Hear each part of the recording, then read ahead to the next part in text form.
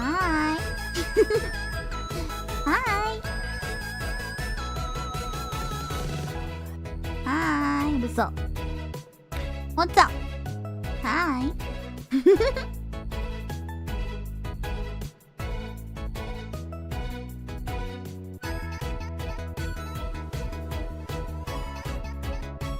I'm a little nervous about today. I put a lot of effort into today.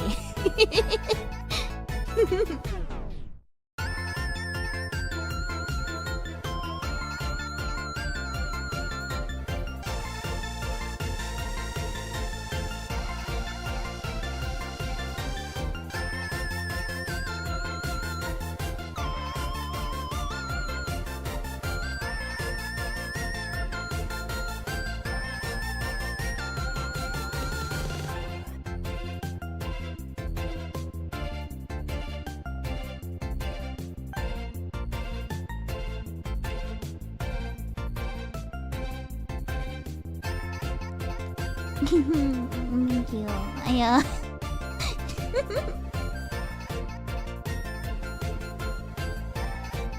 Switching a Mono Monet. Alright. Killa, thank you for being a Mono Miss. Oh wait, I'm not even in the stream yet. Oh gosh, I'm still on the start screen.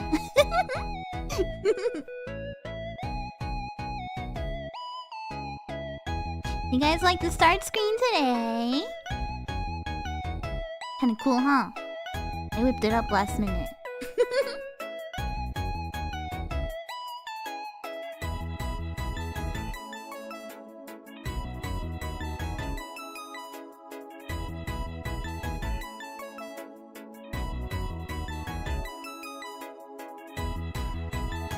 Yay.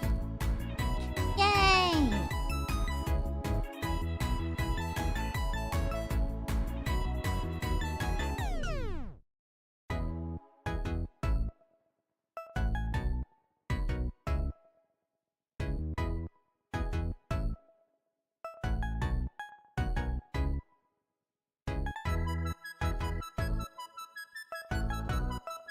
I don't know what I'm stalling for.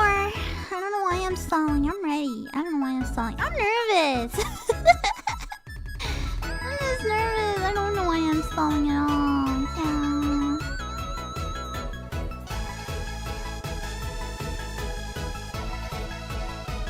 It's okay. You can start.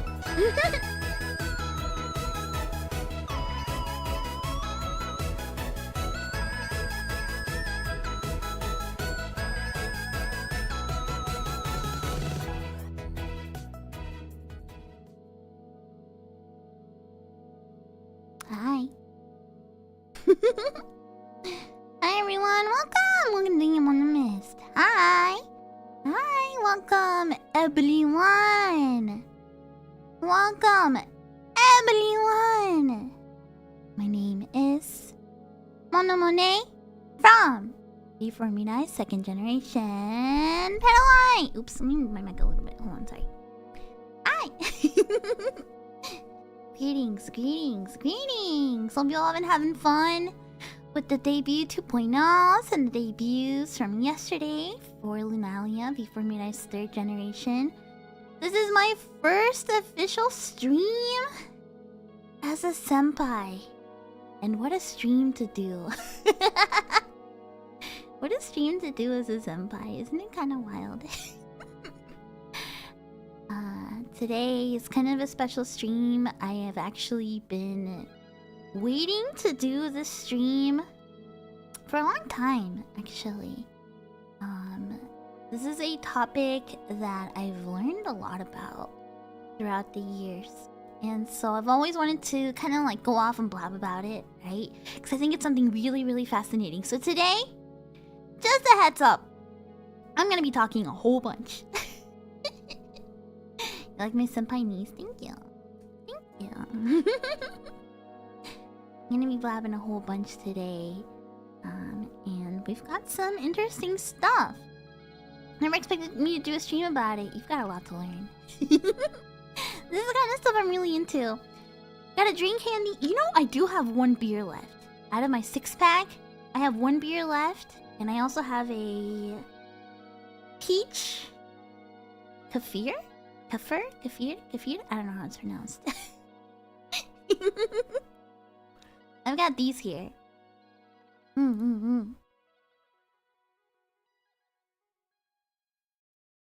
If you like streams where I talk a bunch non-stop, then this is a stream for you.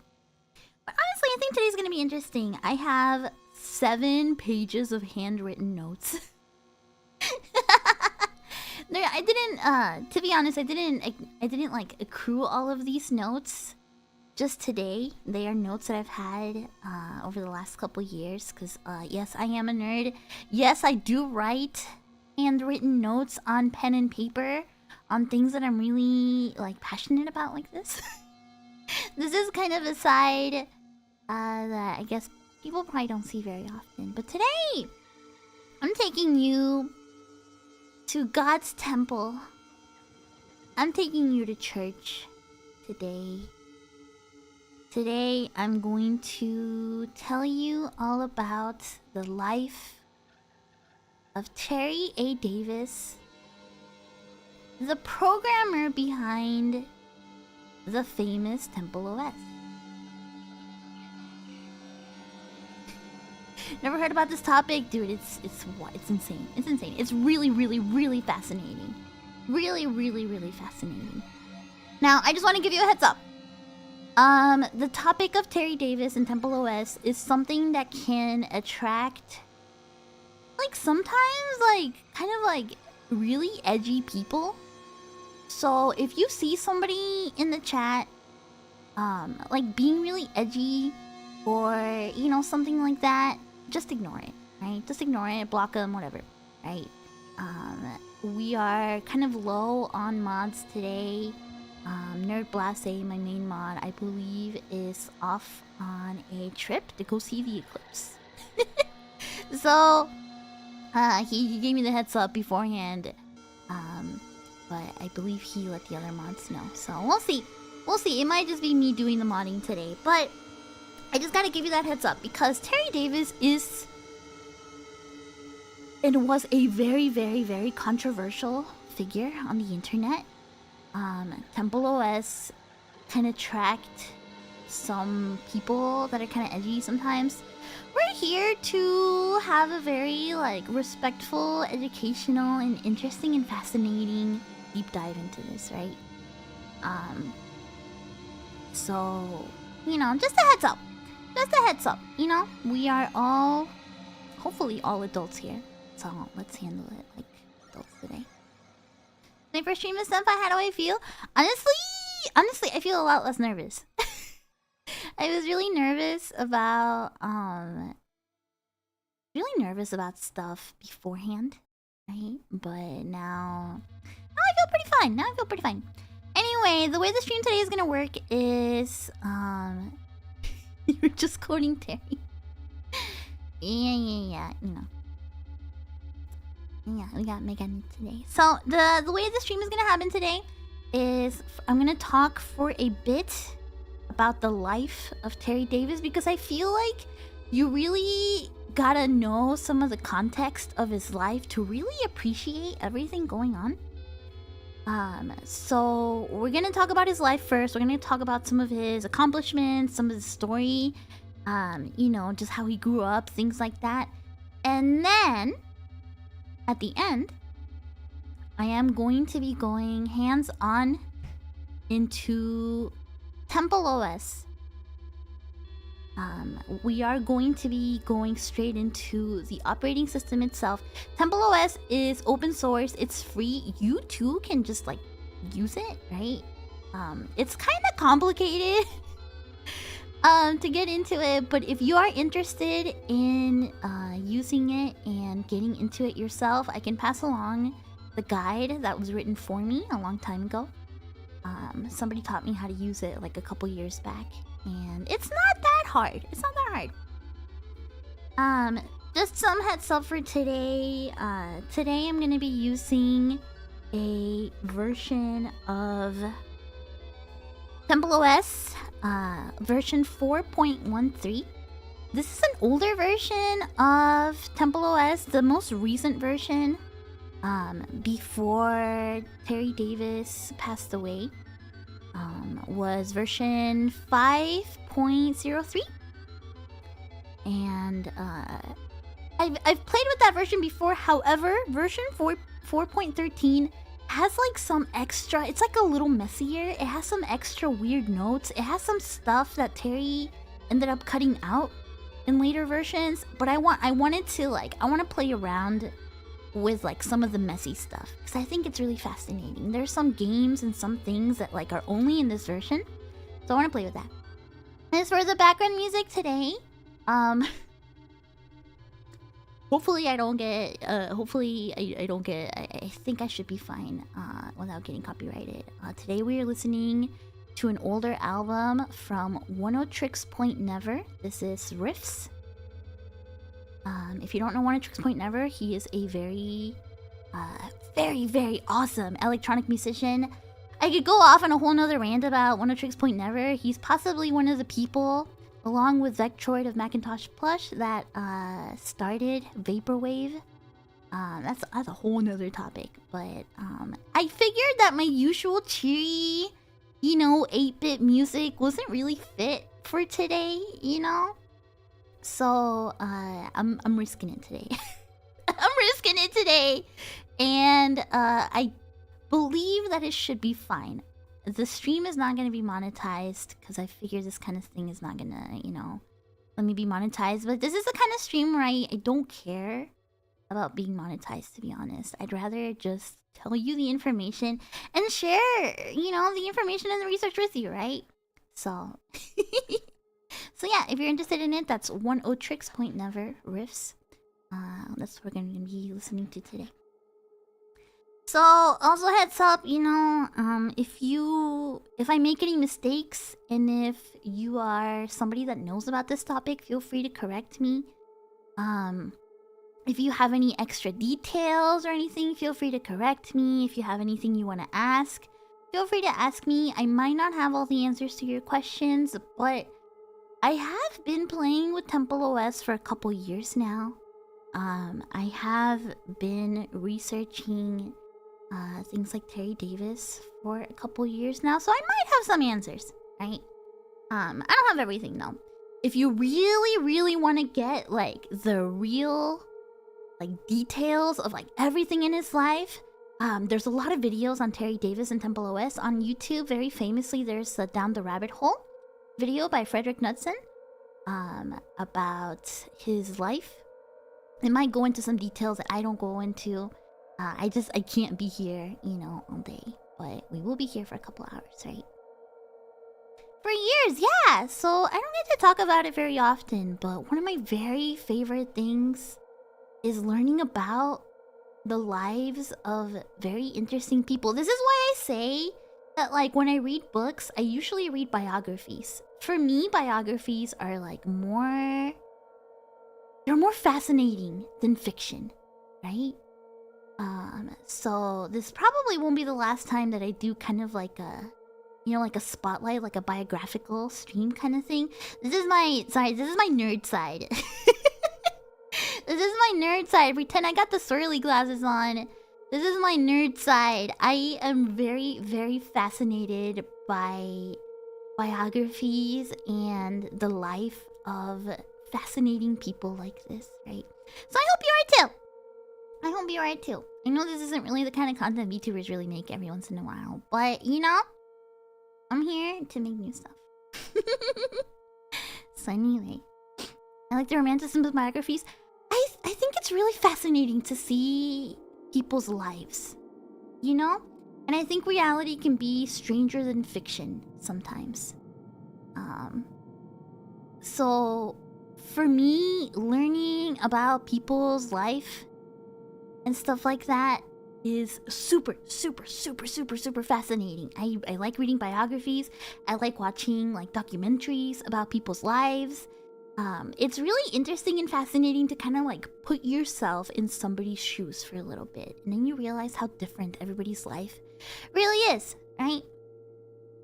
Anyway, gosh, where do we start? Where do we start?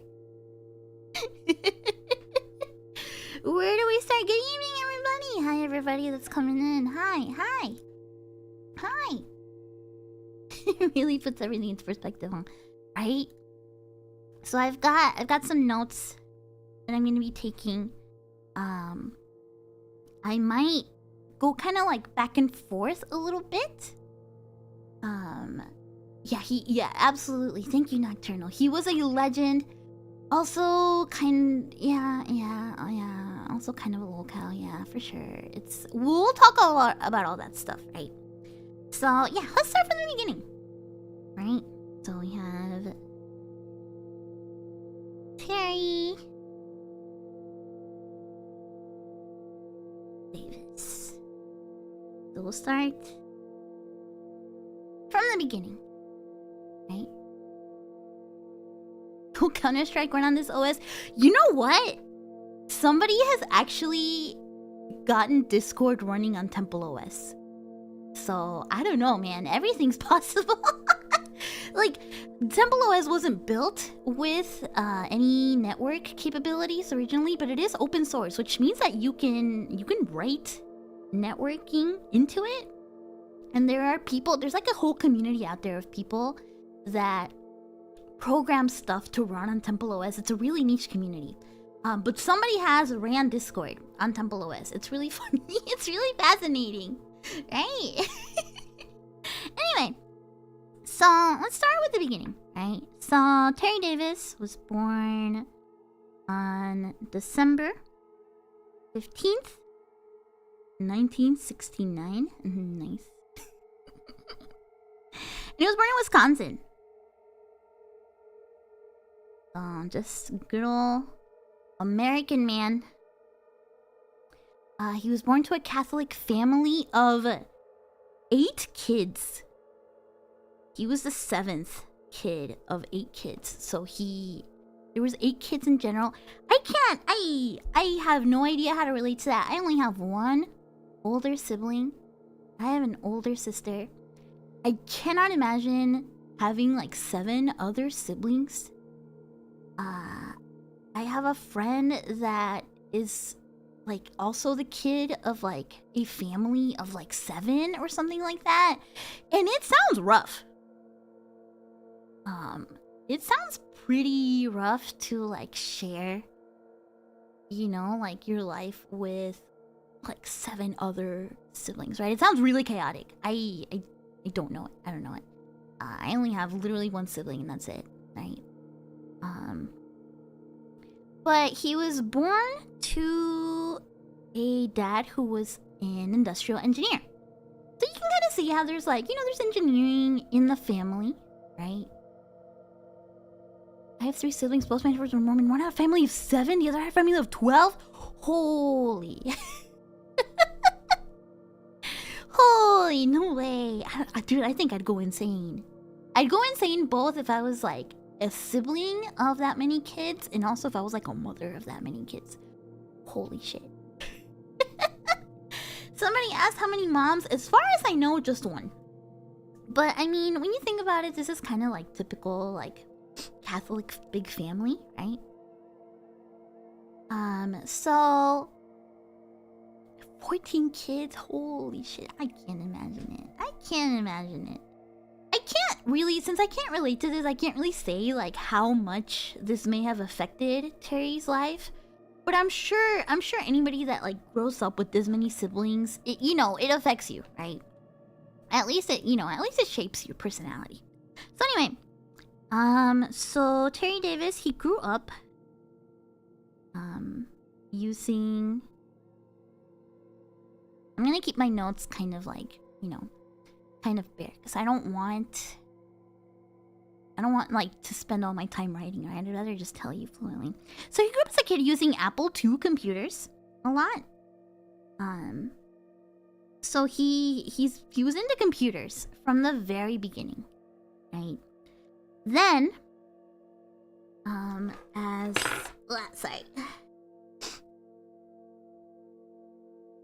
as he got a little older, right?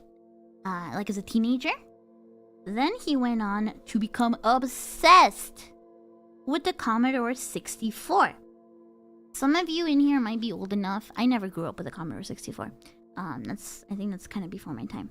But, or at least I wasn't into computers at the time, right? So some of you actually may have grown up with stuff like the Commodore 64. Some of you may know it. It was huge.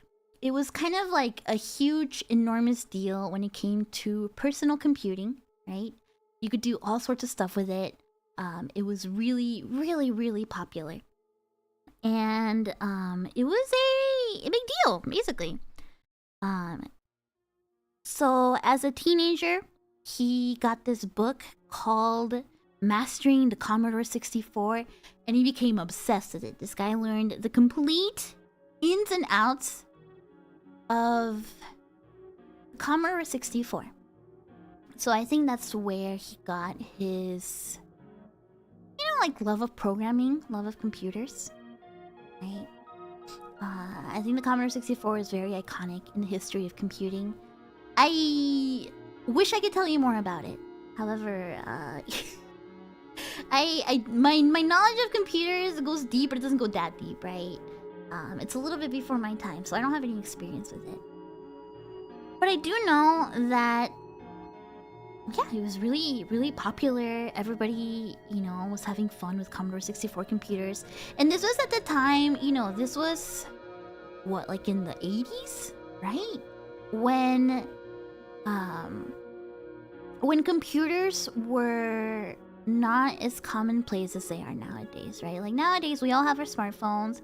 We all have our computers and stuff. They weren't as common back then.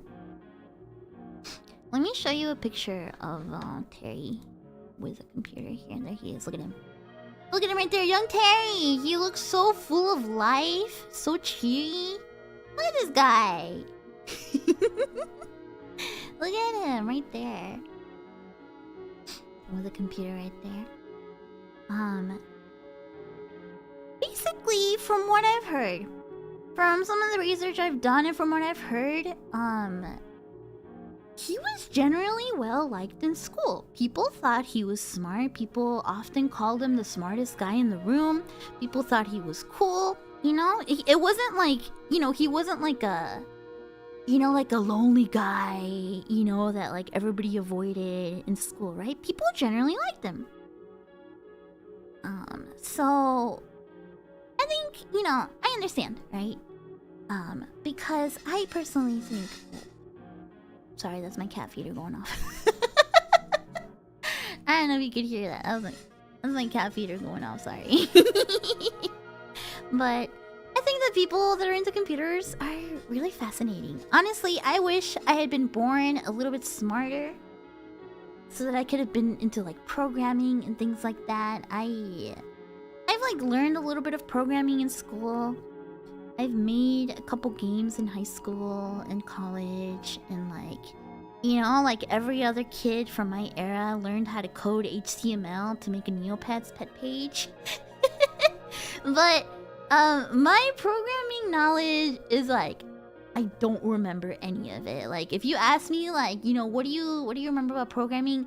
I remember fucking if and then statements, and that's like it. I just remember stuff like that, like if and then and whatever, That's all I remember. I don't remember much because I'm kind of bad with that stuff. I kind of wish in another life I would have, learned more or had been born smarter or something like that, right? So anyway, he gets older, right? And he gets a master's degree in electronic engineering, or electric engineering rather.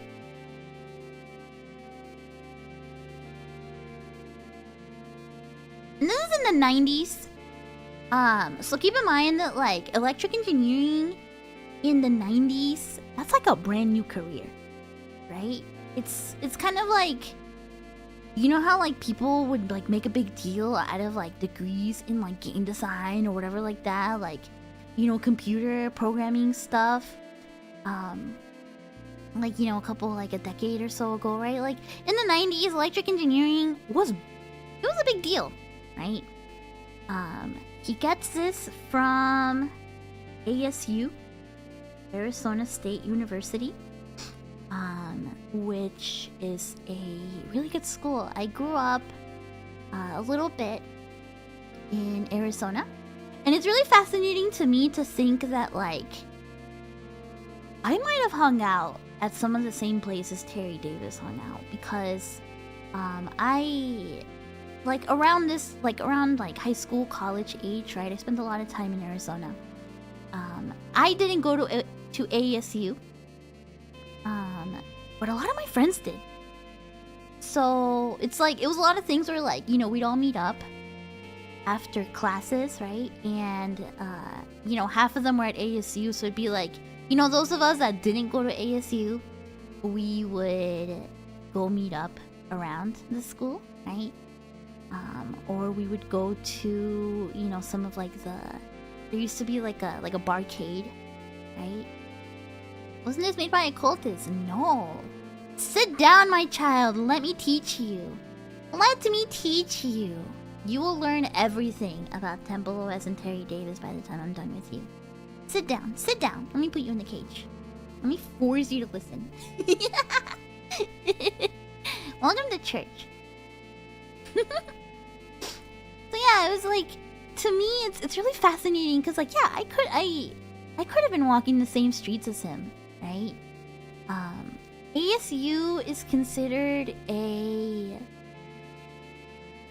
very, I mean, I didn't go to it, so who knows, right? But people say it's a really good school. People say it's, you know, it's up there when it comes to, like, you know, really good, prestigious universities. So he had a good education, right? This guy really, he had a good education, went to school, got a master's. A master's is a big deal. To get a master's in university, that's a pretty big deal. That's pretty high education, right? Your average person does not have a master's in anything, right? I'd be surprised, and it'd be really cool if anybody in this chat had a master's in anything, right? But it's a big deal, right? A master's in education is a big deal, right? So anyway, after that, he starts working for Ticketmaster. I think a lot of you probably know Ticketmaster. It's like the platform for... Oh, you have a master in cybersecurity? Damn! Yeah, that's something to be proud of. Yeah, a lot of us know Ticketmaster. A lot of us probably hate Ticketmaster. Damn, you guys got a master's? Damn, crazy. But Ticketmaster, if you don't know what it is, it's a big... I guess, like, what would you call it? A platform? It's like it's a company that handles tickets, you know, for stuff, right? It wasn't evil back then. It's evil now. It wasn't evil back then, right? And you guys probably already, like, obviously you guys all seem like you know Ticketmaster. You're very familiar with it. He worked with them for a long time, right? And he worked with them programming VAX machines. Not fax machines, but VAX machines. Look at these. Hold on. Look at these fucking things. This is a VAX machine. It is an enormous computer. The size of, like, multiple bookshelves. This isn't like your typical, you know, computer. This dude programmed on this kind of stuff, right? To those of you that are, like, more savvy about programming, I don't know if this is impressive. To me, this is really impressive, right? To programming on this kind of shit, right? Maybe programming on this kind of, like, stuff is like, I wouldn't even know where to begin, right? That baby probably has a whole 16 MB of RAM. Hell yeah. Probably. They're kind of like mainframes, but smaller. They were called mini computers, even. Mini? What's mini about this? Right? So, at Ticketmaster, he works on VAX machines.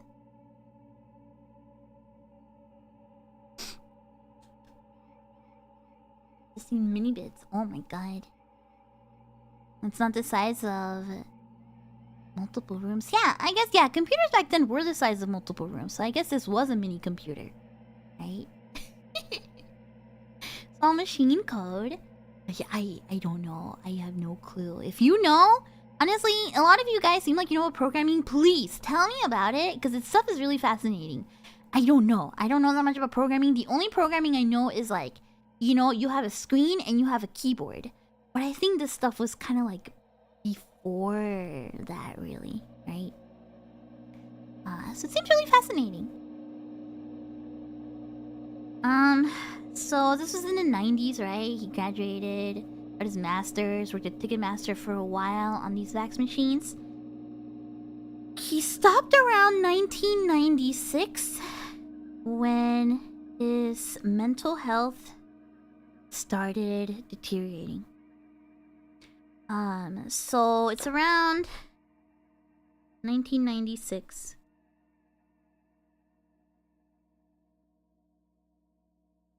Where mental health issues really start, like, arising, right? Really coming up, right?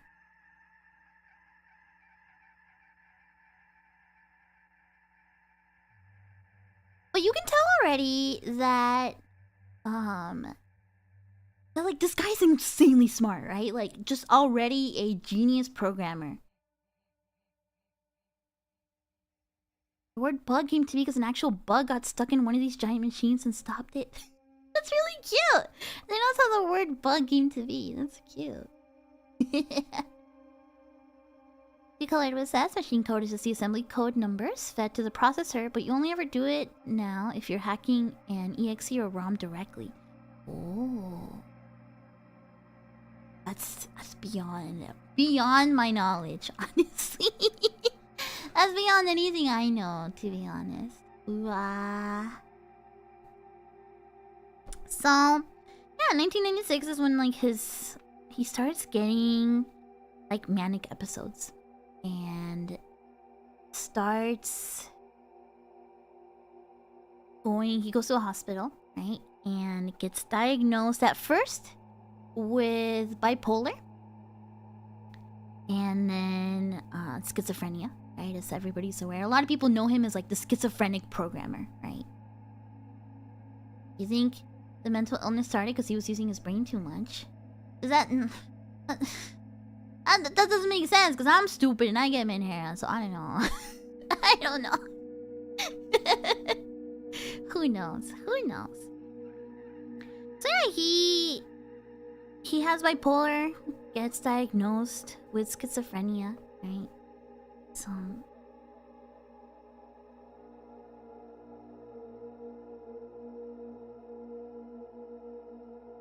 And I'm sure a lot of you know schizophrenia is no joke, right? It really messes with you. It gives you delusions. It makes you feel like you're hearing things. It can really fuck with you, right? I don't have any personal experience with it, but when I was a kid, I was really fascinated by schizophrenia. I've talked about it before, but when I was a kid, there's a lot of doctors in my family, right? So when I was a kid, I told myself that I wanted to become a neurologist that specifically researched schizophrenia. It's kind of a weird thing. I don't know what kind of kid decides that they want to be a neurologist to research schizophrenia. But that was what I was interested in. I thought it was really fascinating that the brain could do this stuff to you, right? So I think that's part of why I have been so fascinated by Terry Davis. And since I've never dealt with it myself personally, but I used to watch a lot of, like, videos and, like, interviews and stuff like that, right? About, like, what it's like living with it, or, you know, like, simulators of, like, oh, this is what it's like to have schizophrenia and things like that.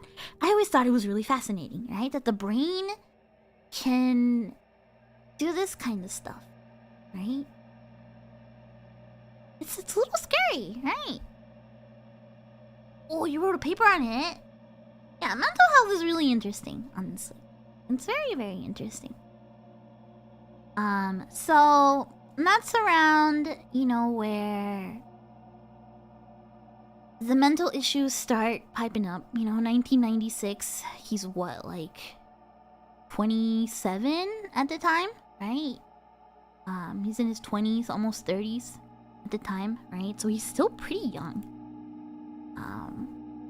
I have a close family member who struggles with it. It's difficult. Yeah, I'm sure anybody that, like, you know, has experienced it or experienced a family member, a loved one, like, it's really difficult. It can really mess with you, right? So, although he was born Catholic, Terry was an atheist for most of his life, which is really funny to think about, that somebody that wrote God's temple as an operating system was an atheist for a while, right? Let me scroll down a bit. So he was born Catholic, but was an atheist as an adult. To me, this is pretty normal. I don't know. Everybody I knew in their 20s was an atheist, right? I feel like a lot of people don't really, like, care about religion or spirituality until they get older sometimes, right? So he was an atheist for a while.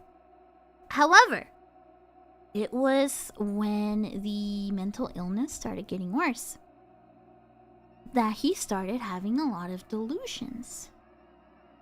And he started kind of like thinking more about God and stuff like that. Sir says, I don't know if Terry mentioned Christ too often. He went all Protestant with Old Testament stuff. Yeah, I'll be honest, I was born Catholic as well. You know, I was born in Mexico, right? Almost everybody that I knew in Mexico is born Catholic. I have never really been a super religious person, so like I don't know that much about religion, to be honest. For me, it was just kind of like a way of life, right? That's just how we lived, right? Just being Catholic. So I can kind of relate with that. You know, you're just born into it, right? And I personally, I don't know what I would consider myself nowadays. This is kind of a strange topic. I don't know if I would call myself atheist, but I also don't know if I would call myself religious. I guess I have a little bit of a spiritual side sometimes. I don't know. I don't really think about religion like much at all, right? I don't know. I don't really think about it. I'm sure when I get older, you know, when I get a lot older, I will probably figure out what I believe a bit more, but I don't know. I guess I'm a little spiritual. Yeah, I guess a lot of people are saying agnostic would be the right term. I guess so, right? But I grew up Catholic, so, you know, it's shaped me. So I can kind of relate to that, right? So here's a really interesting thing. This is where I think where Terry's life starts really taking a dramatic turn. So, sometime around here, he starts listening to Rage Against the Machine. And there's a specific lyric that sticks out to him. There's a lyric in a Rage Against the Machine song that says, "Some of those that work forces are the same that burns crosses." I don't know what song that's from, but it's real to me. It's really fascinating that he like starts hyper fixating on these lyrics. He starts getting, it's from Killing a Name. Oh shit, is it? That's wild. I don't really listen to Rage Against the Machine, honestly, but King in the Name. So he starts taking these lyrics really seriously. Oh, hold on, my pen died. Starts taking these lyrics extremely seriously. really starts like just kind of, when you're like listening to music and you're kind of in it and you listen to a song's lyrics and you're like, oh my god, like these lyrics are it. Imagine that, but even more, right?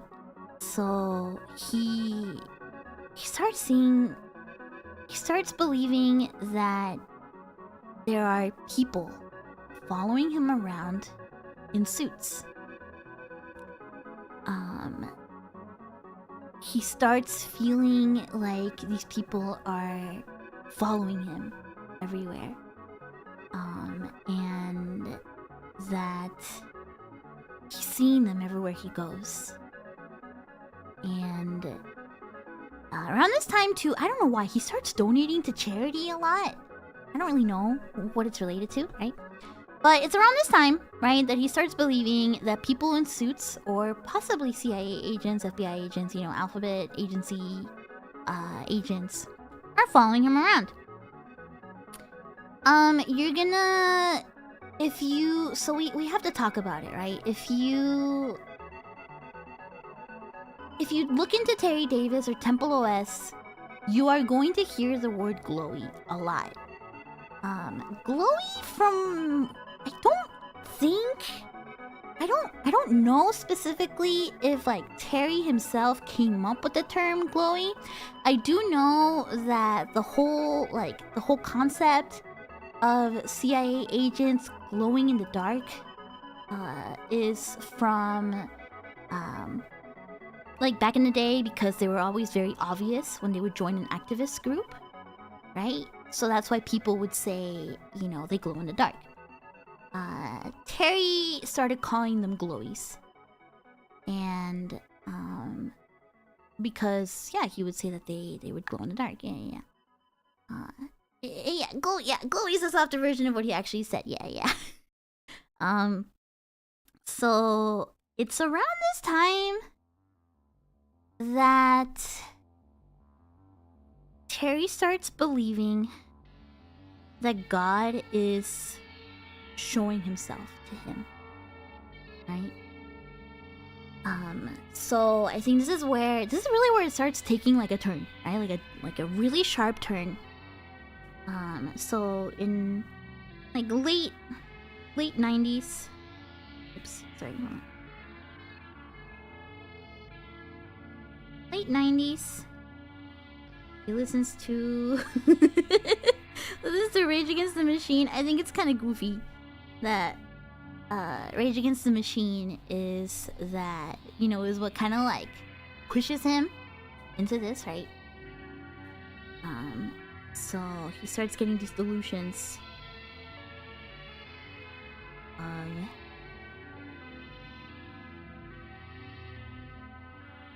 he's following him, right?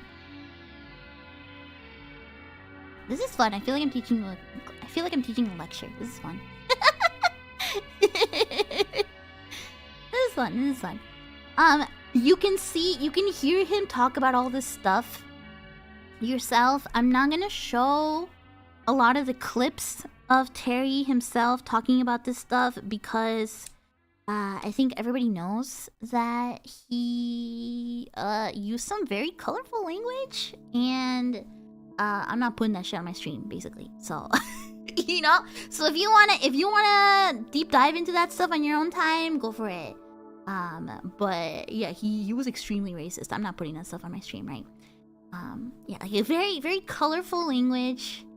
Yeah. So, anyway, so late 90s, early 2000s, he has this extremely manic moment and takes his car and drives hundreds of miles south into the desert. Just absolute, just manic moment. Just drives into the desert, into the middle of nowhere. He's listening to the radio as he's driving, right? Driving just forever into the desert, and he's listening to the radio. And he starts believing and hearing that the radio is talking to him directly, which is, if you learn about schizophrenia, it's a very common thing where people with schizophrenia feel as if the TV is talking to them, or radio is talking to them, or like a video or something like that is talking directly to them. So he's listening to the radio in his car, and he starts believing that they're talking to him directly.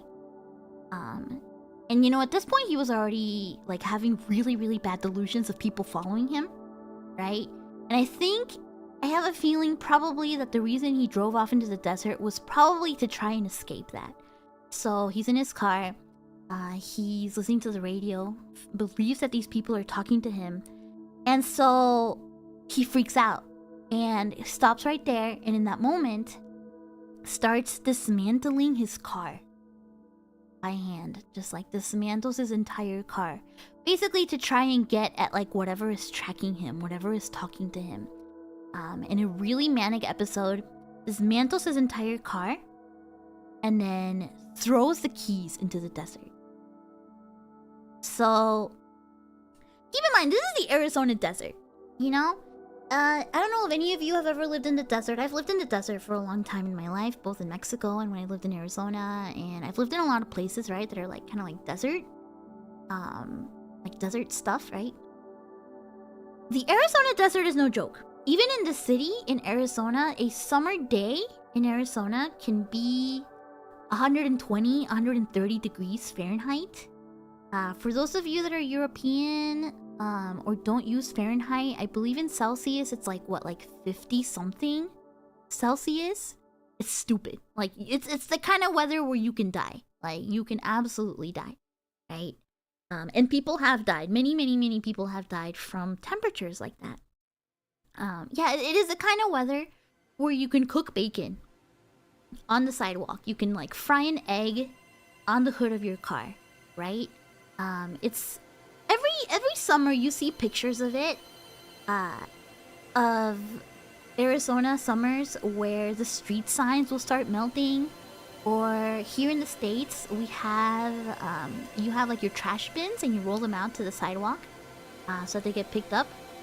Those things start melting. People's shoes start melting on the sidewalk. That's kind of how it is, right?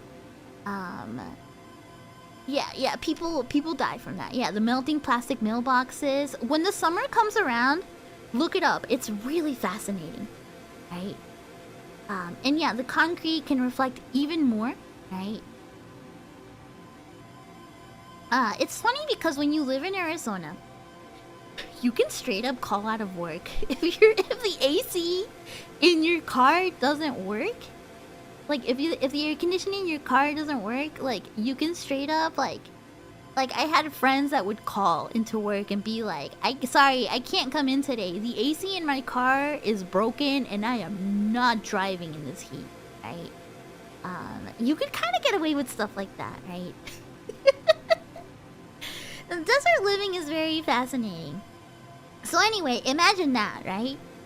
But now Terry has dismantled his entire car. He is hundreds of miles south into the desert in Arizona. He tosses his key into the desert and is just kind of wandering around, right? Yeah, in Arizona, if you don't have air conditioning, like, it's over. Like, it is absolutely necessary to have air conditioning in Arizona, right? And yeah, deserts, yeah. The way the desert works is that, like, during the day, it's super hot. And then, during the night, it can drop below freezing, right?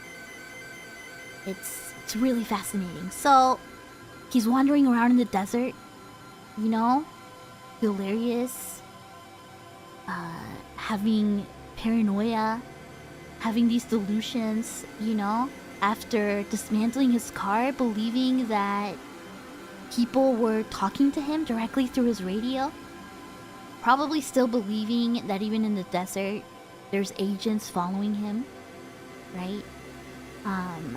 And he's gotta be, what, like 30? Like early 30s during this, right? So he's not that old, right?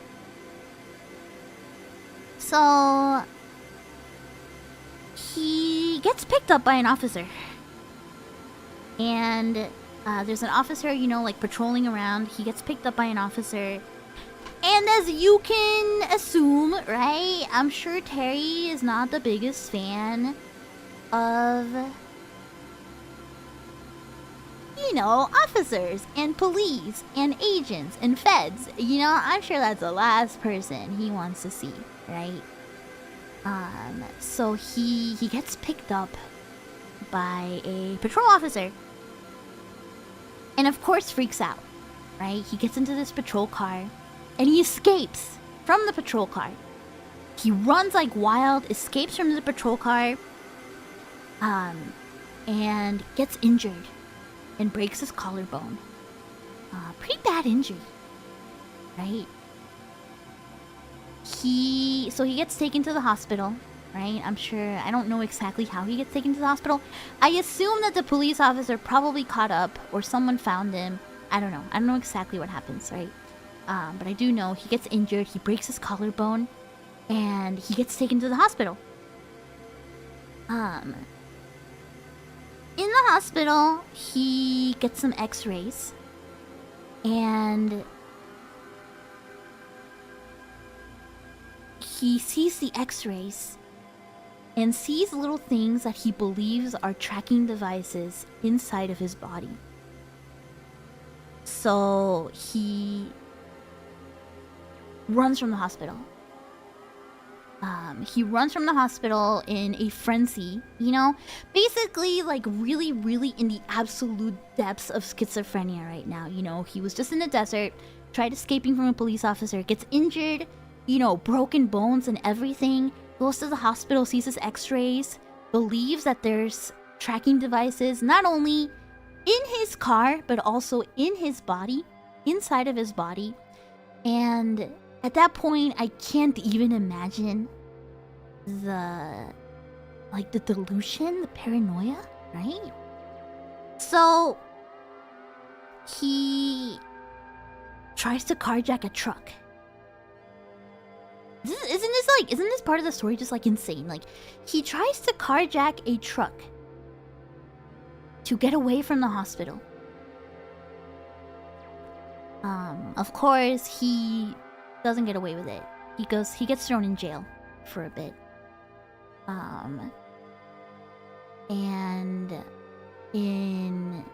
He basically thinks his delusions are all getting confirmed, and I can't even imagine that.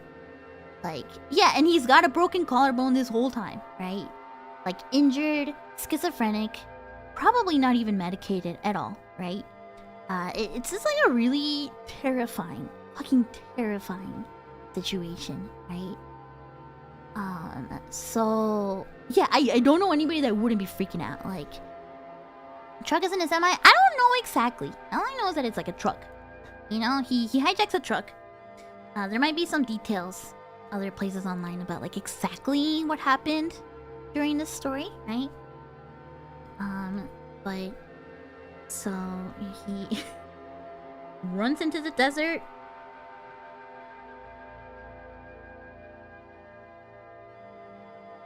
And then gets in jail, basically. So in jail, I'm sure you can only imagine what is going through his mind in jail after everything he just endured, everything he just went through, right? Thrown in jail after hijacking a car. Probably still in the biggest manic, paranoid, schizophrenic episode of his life, right? Up until that point. Yeah, adrenaline is one hell of a drug. And so he's in jail, and Terry was a smart guy, right? This dude was smart. Programmers, hackers, they know how to they know how things work. And he had you know, he had a master's in electric engineering. So he decides that he's gonna try and break out of jail. He tries to use the frames on his glasses to trip the breaker, to hopefully be able to like get out that way and escape that way. It doesn't work. So at this point it's where he starts believing that it's a sign from God. MacGyver ass move. Yeah, it's a wild move to try and break out of jail using the frames on your glasses to trip the breaker, to fuck with the electricity, right? Yeah, it's a desperation. Yeah, straight up. So he, in his desperation and the schizophrenia, he sees this as a sign to... He sees this as his spiritual awakening. He decides, like, this is his sign from God. So he... Around this time, there's a quote that he says. I don't know how much I can say about this quote, but like, there's a quote that he says that I think is really interesting. He says, "I've been pretty crazy before in a way." Or, sorry, let me say that again. "I've been pretty crazy in a way. Now I'm not. Now I'm crazy in a different way, maybe." So I can't even really begin to say what he may have meant. Like, what did he mean by this? You know, what did he possibly mean by this? Yeah, still crazy. Yeah, straight up, still crazy. I think still, right? But I can understand what he means. You know, to have an experience like this that turns you from an atheist into an absolute devout religious person, crazy with purpose now. Yeah, that's a good way to put it. That's a good way to put it, right? Like, he's crazy with purpose. He takes it as a sign from God. Yeah, it's a sign of God. Yeah. I know that a lot of people, when they go to jail or prison, they come out of jail and prison like religious suddenly. So I can't, like, I don't know, sometimes, like, have you guys ever just like sat there and just kind of like tried to imagine what it'd be like if you were put in jail or prison, right? I don't know, I guess this is a weird topic to talk about, but like, every once in a while, right, like, I think about it and I'm like, what would it really be like to... Because like, when you get thrown in jail and in prison, you're there for years, right? And I think about everything that happens in my life in a year or two or something like that. This guy's saying sometime in jail was so much fun.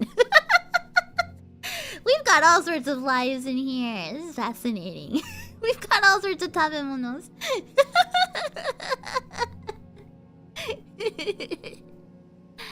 But I was thinking about this the other day. I was thinking about how much has changed in my life in like 10 years. And then like I started thinking about like what must it fucking be like to be in prison for like 10 years. Some people are in prison for like 30, 40, 50 years, right? All of that to be inside of a prison, to be in a whole different world, right? And yeah, I've heard that a lot of people, like, they turn religious after being in jail. So, I you know, I'm sure it's kind of related, right? So, it's around this point where Terry believes God has given him a sign. Sorry, my handwriting is so sloppy. I spent hours earlier today writing more notes on top of my old notes from last year. Like I mentioned, I have like pages and pages and pages and pages of notes on this I have some notes that are a year or two old, and I wanted to add on to them a little more. Because I've learned a bit more since then, right? But yeah, it's around this point where he believes God has given him a sign. So... Hold on. Oh god, you can hear my notes flipping. You can hear my freaking notes flipping. So...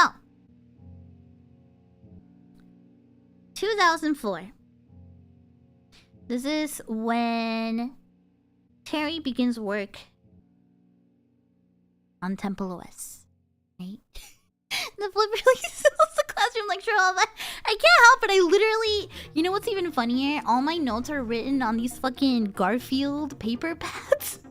So I have all these notes on freaking Terry Davis's life, and then in the corner is a picture of Garfield diving into a plate of lasagna. It's really funny. This is like this Garfield paper pad I have.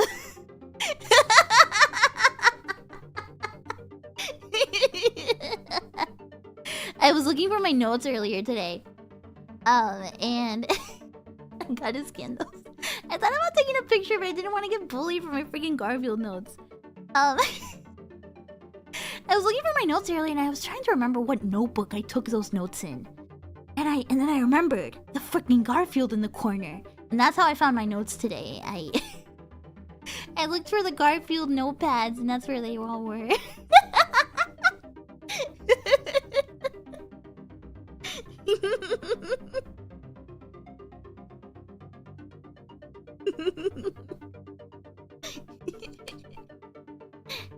Give my Garfield notes a big thumbs up.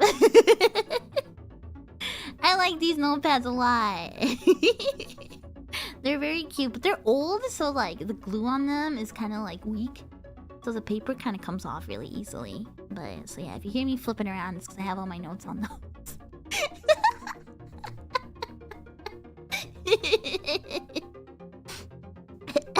Anyway, so TempleOS didn't always go by the name TempleOS, right? It had a couple separate names. So it actually, from 2004 to 2005, it was called J operating system. Does the J stand for Jesus? We don't know. No clue. No clue. You write everything in text files? I don't have any of my shit organized on my computer, so paper notes is the way for me. I have a whole notebook too of all my notes from when I was doing debut prep too. Makes me really nostalgic. I was looking through them today. But yeah, the first name for TempleOS was J operating system. Does it stand for Jesus? Who knows? I don't actually know, right? It was only called that for like a year. And keep in mind that he was working on this for 10 years. Like nearly like over 10 years that he was working on TempleOS, right? After that, around from 2006 to 2012, so for a good old 6 years, he calls it Lustos. I'm not sure what it stands for. Hey, welcome! Welcome to that Mono. The debut prep on Garfield paper. No, that one's just in like a little notebook that I had. It's a notebook covered in stickers.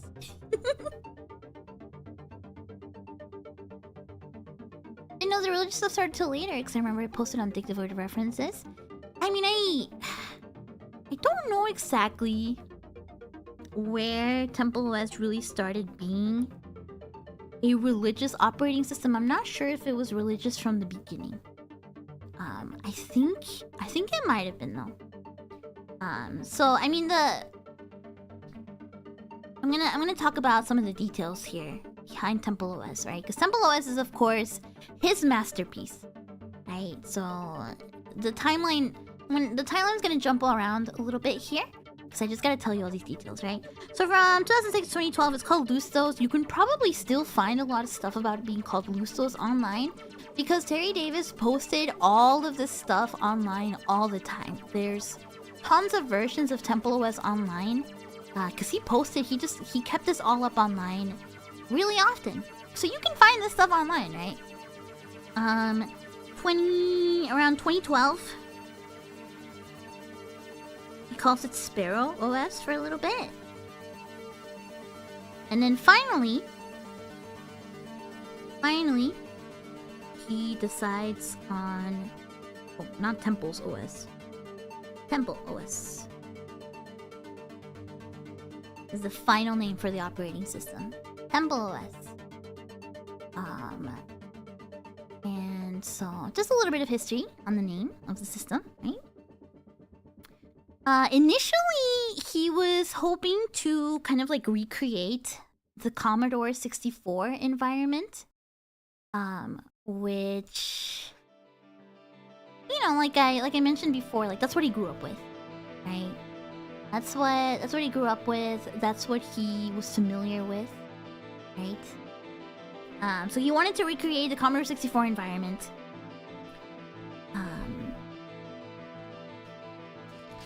And however, Terry Davis, I hate that there's a lot of things about Terry Davis that I can relate to. Cause he's a very fascinating but unwell person. But there's a lot of things about Terry Davis that I can kind of relate to, for better or for worse.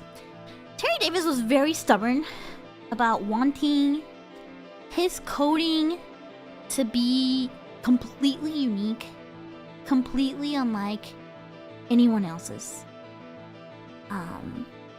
He didn't want to use any third-party support. He didn't want help from anybody. He didn't want like any kind of like influence.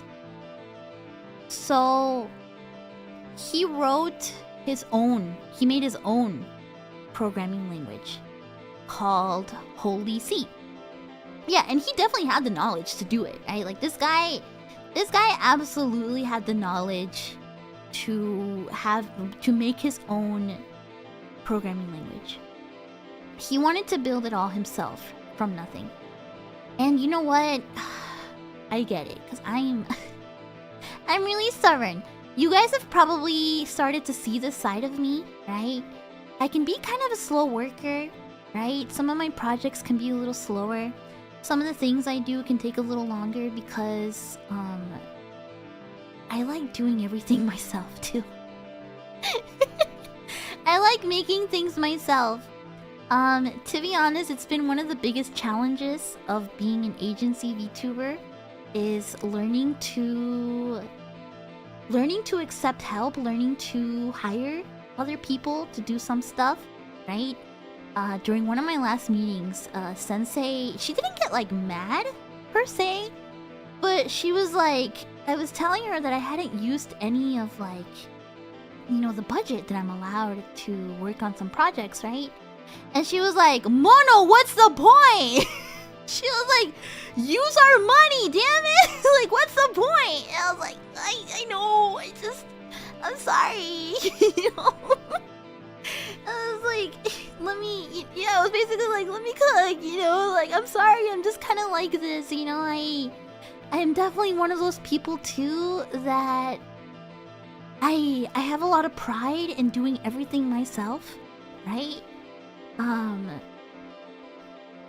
It takes a lot of courage to ask for help, and I'm not very good at that, right?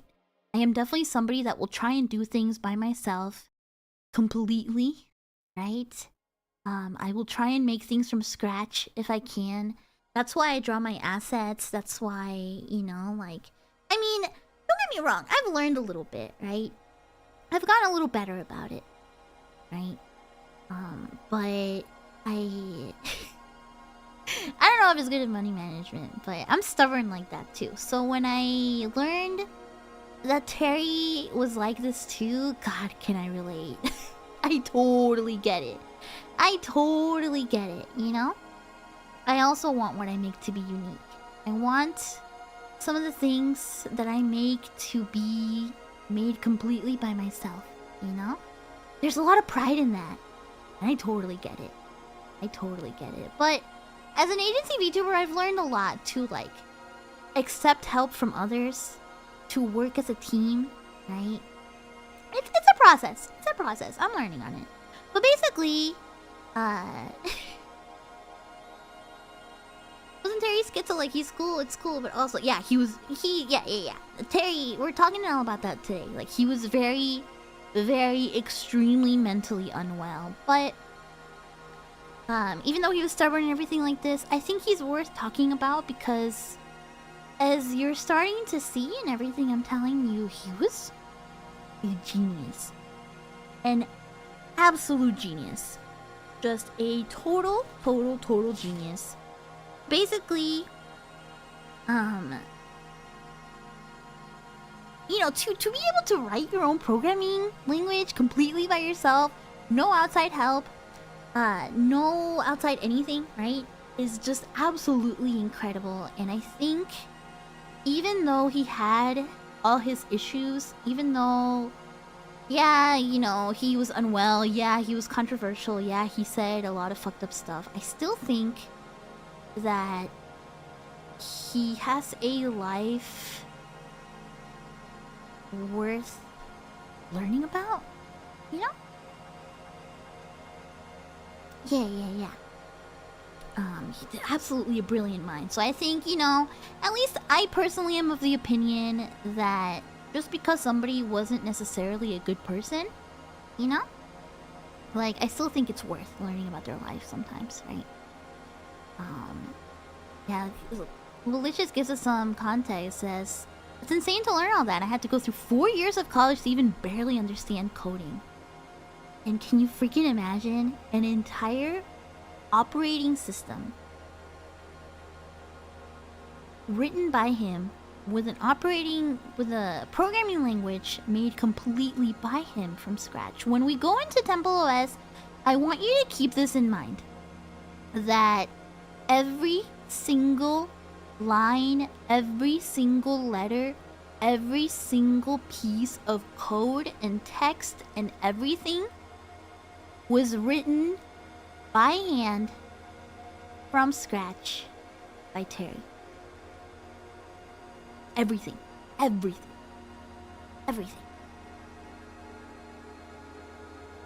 don't know if there's many other people out there that have made their own operating system like this, right? Anyway, kind of going back into TempleOS as a system itself, right? Here's what's really fascinating about it, right? So here's your note flipping ASMR for you.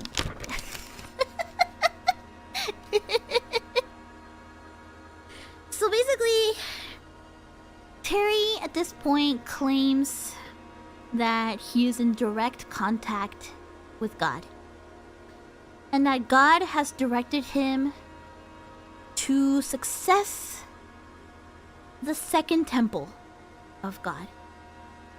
The first temple is in Jerusalem. It's a big holy temple in Jerusalem.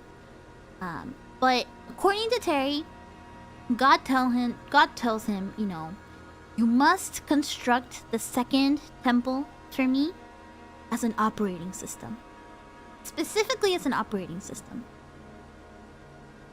And God gives him very specific instructions. The resolution must strictly be 640 by 480. Oh, the third temple? Oh, never mind. Well, whatever.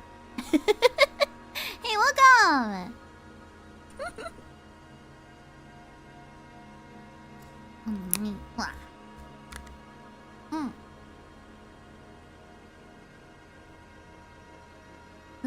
Let me get a drink of water.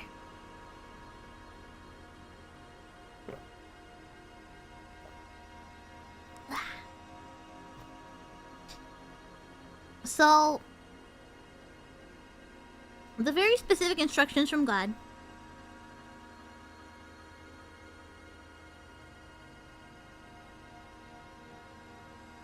Alright, it's gotta be 640 by 480 resolution. So if you are not watching this stream in 480p, you're a fucking heathen. If you're not watching this in 480p, it's over for you. I'm sorry. Just kidding. Alright, give me a sec.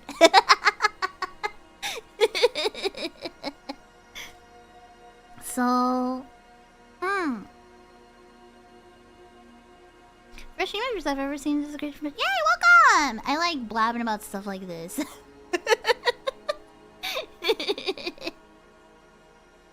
So, if you like hearing about this kind of stuff, I hope to see you around. Anyway, so yeah, basically so Terry says God specifically instructs him to make this operating system 640 by 480. And it's over. I'm already in widescreen, right? It's freaking over. And it's got to be specifically 16 color display. It's 2004, right? He starts building TempleOS 2004. This kind of stuff is already outdated, right? 480p is like, I mean, not super outdated in 2004, but it's already outdated, right? 16 color display is already outdated by the time of 2004, right? But he was very, very, very specific about it being like this because he mentioned, he mentioned that God said it, right? He's thinking the colors past 16s are unneeded. That's what he said too. That's what he said too. You know, I forget exactly where he says it, but I believe like Terry goes on to say at some point that like, you know, like a billion colors or whatever, it just makes it ugly. Like 16 colors, that's all you need, right? He might not be wrong, right? He might not be wrong. He might not totally be wrong, you know? DVDs are not even 480p and Blu-ray wasn't really a thing. Interesting, right? So...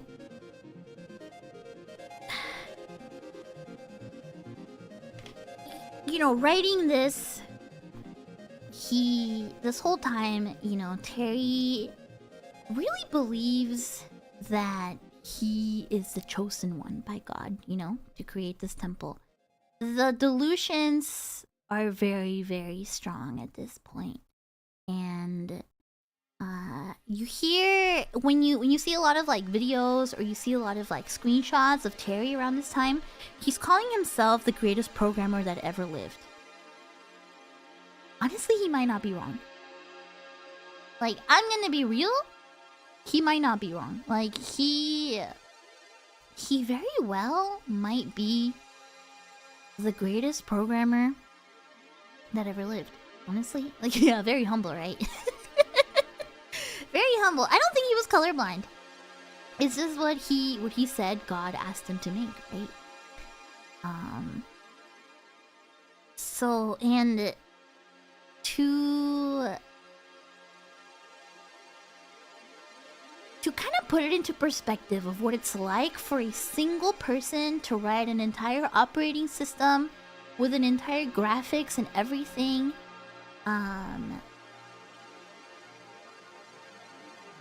like, basically to build all of this from scratch, right?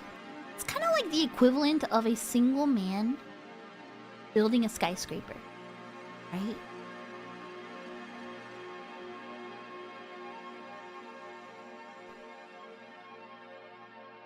Yeah, on its own language. Talon says, to be honest, I believe that if it wasn't for his issues, he could have contributed greatly to the computing space. I think so too. I am honestly very much of the opinion that, like, if it wasn't for, like, everything else going on in his life, like, he really could have been, like, an incredibly big name in computers, right? And I mean, I guess he is.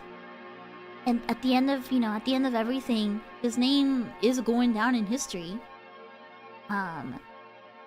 he's definitely gonna be in history books. Or at least, you know, like he would have been, right? I am of the opinion, you know, that he...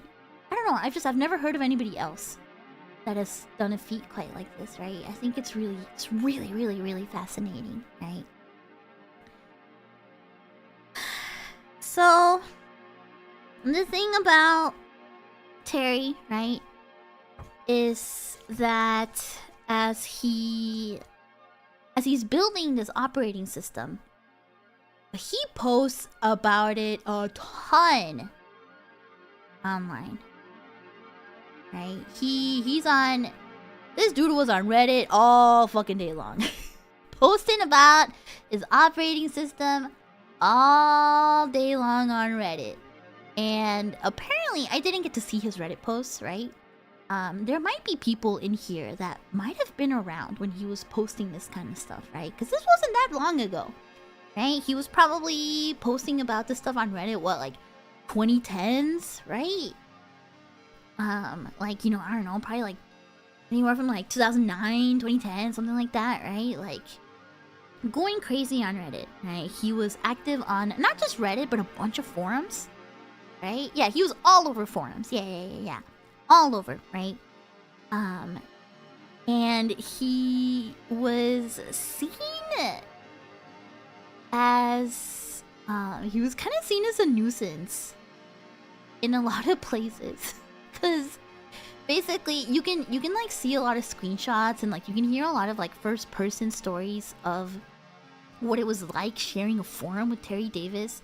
You have to remember that he is still a very mentally ill man and very schizophrenic. So apparently he would just be posting all freaking day long about everything and every little update on his operating system, every little thing, he was just posting about it all day long.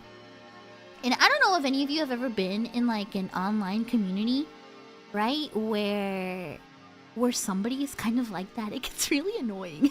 Right? Like when somebody is just freaking like a little too active, right? The man says, Mono, it is me, the Lord. I'm here to observe you discuss my operating system. He was always posting. Thank you, Kim Andrew.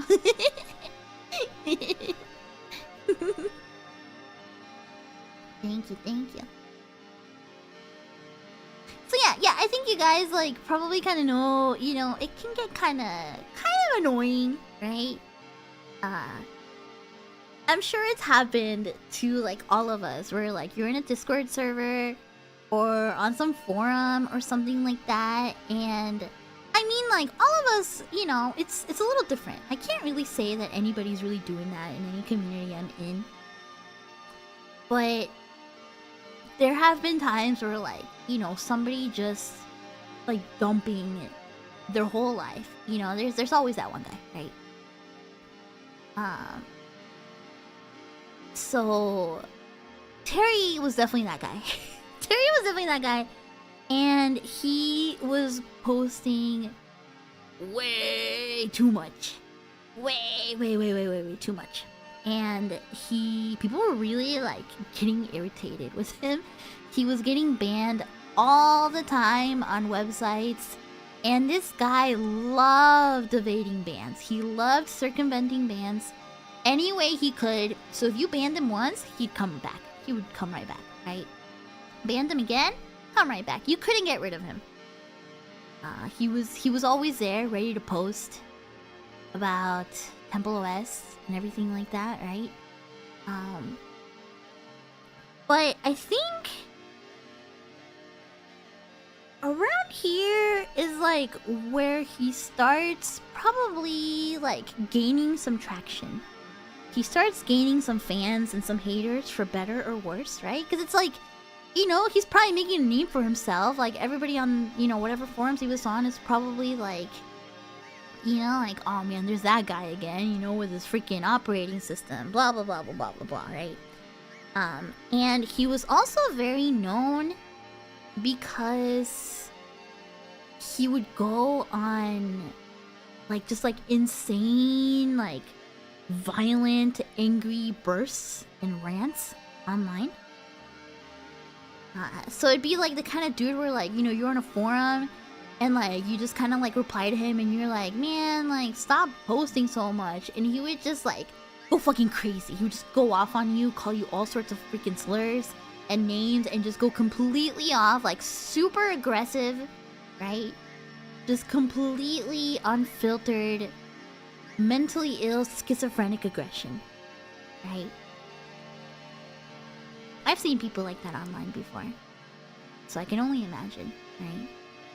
I mean, yeah, at the end of the day, forum behavior, not the most unusual forum behavior. You know, yeah, kind of normal internet user, to be honest. Like, you do be seeing that kind of stuff online pretty often, right? It's not super unheard of, right?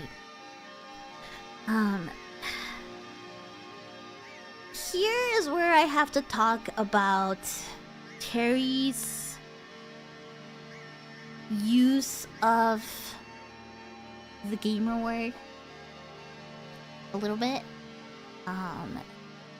Anybody that knows about Terry knows that he had very colorful language, and this is why I'm not really going to show any of his clips.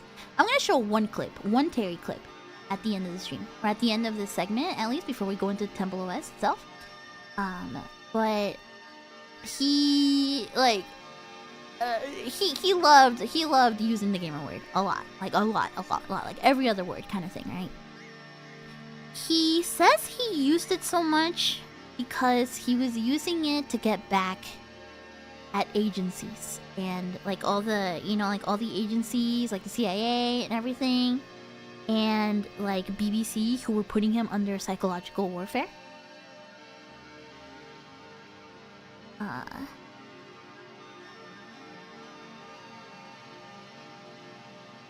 He would drop him in chat. Yeah, it's crazy. It was a lot. It was a lot, right? And so of course, you know, at this point he was banned in, you know, most of the forums he would go on. They wouldn't let him on Reddit, you know, like he was kind of like you know, he was all over the place, right? And so it's around this point that he starts streaming himself live, like a lot. You know, he becomes kind of a streamer. However, Terry starts streaming for like, you know, 12 hours kind of thing. You know, he's streaming all day long. All day long. And at this point, he's starting to get some eyes on him, right?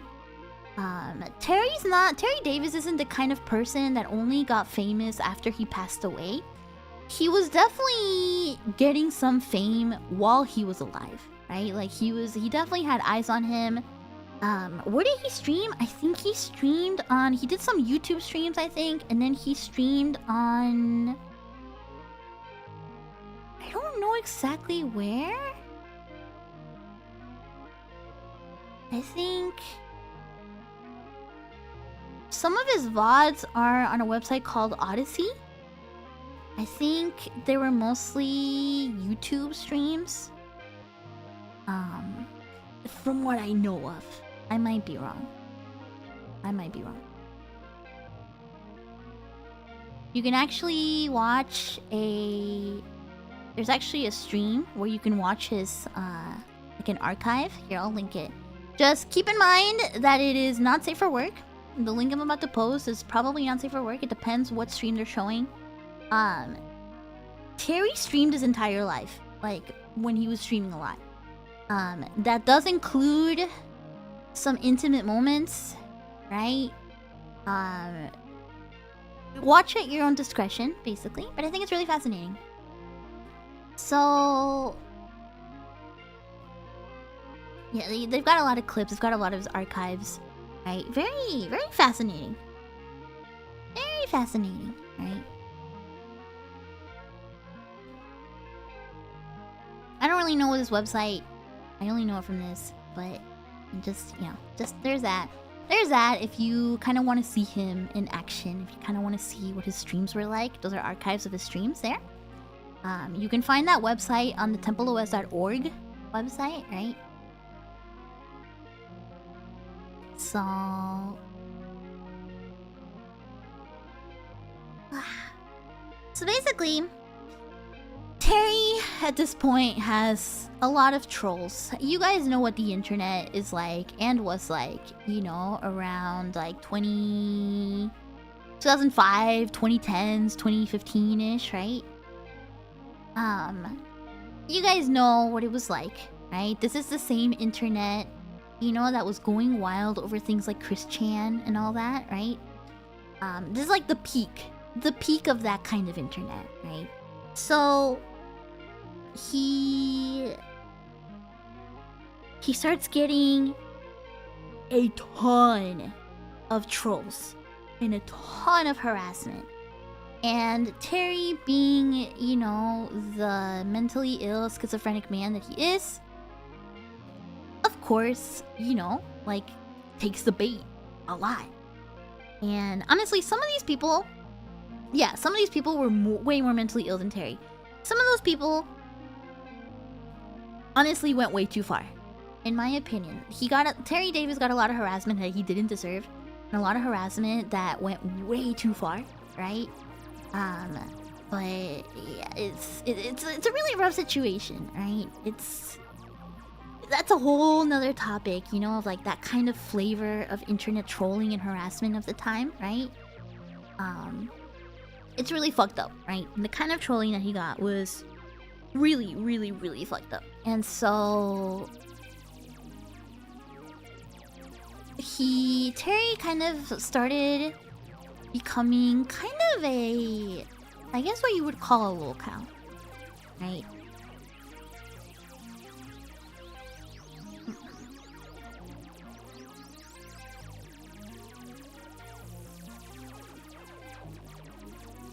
So he streams for a long period. He gets a lot of trolls. And so something that's kind of important, right? Is that it was stupid easy to dox Terry Davis. Like, stupid easy. One of the things basically with Terry is that, like, he was the kind of person to have his home phone number and his address on the credits for TempleOS. He was that kind of person.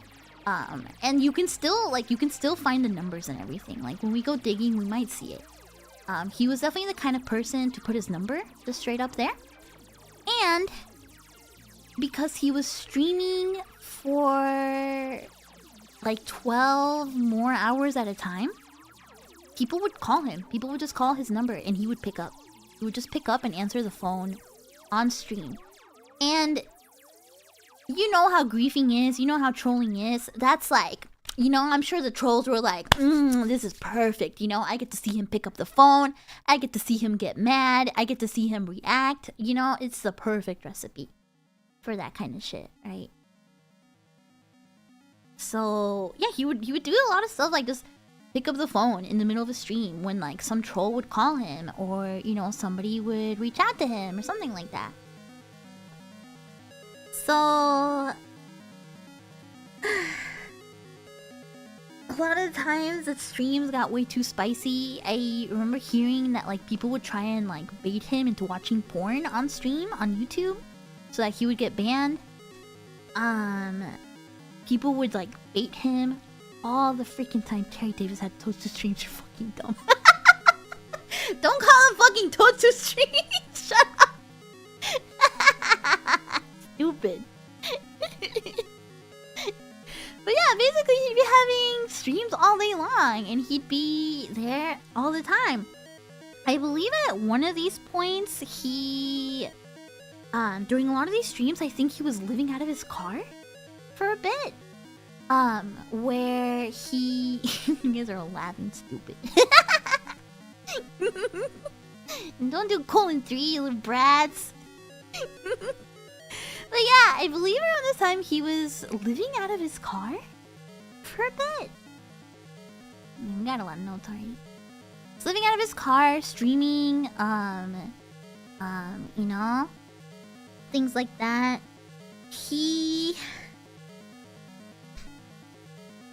know, he went back to living with his parents for a little bit.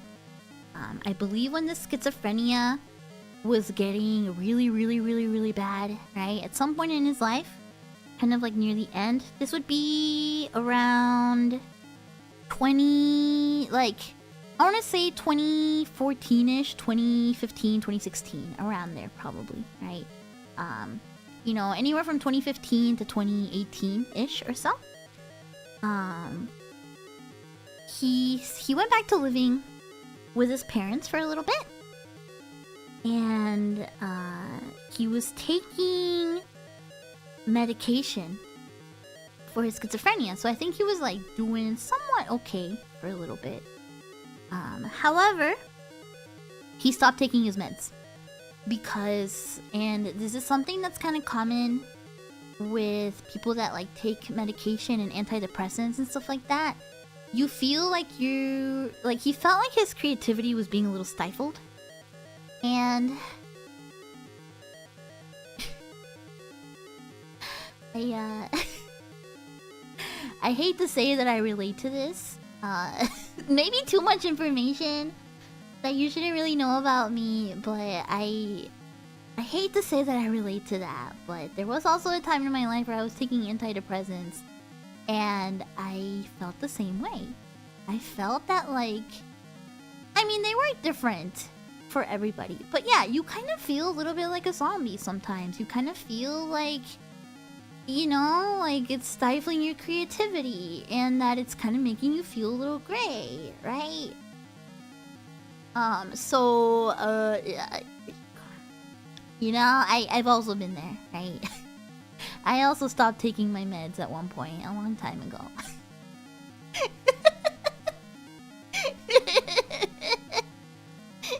Yeah, it's not exactly easy coming off them either. Yeah.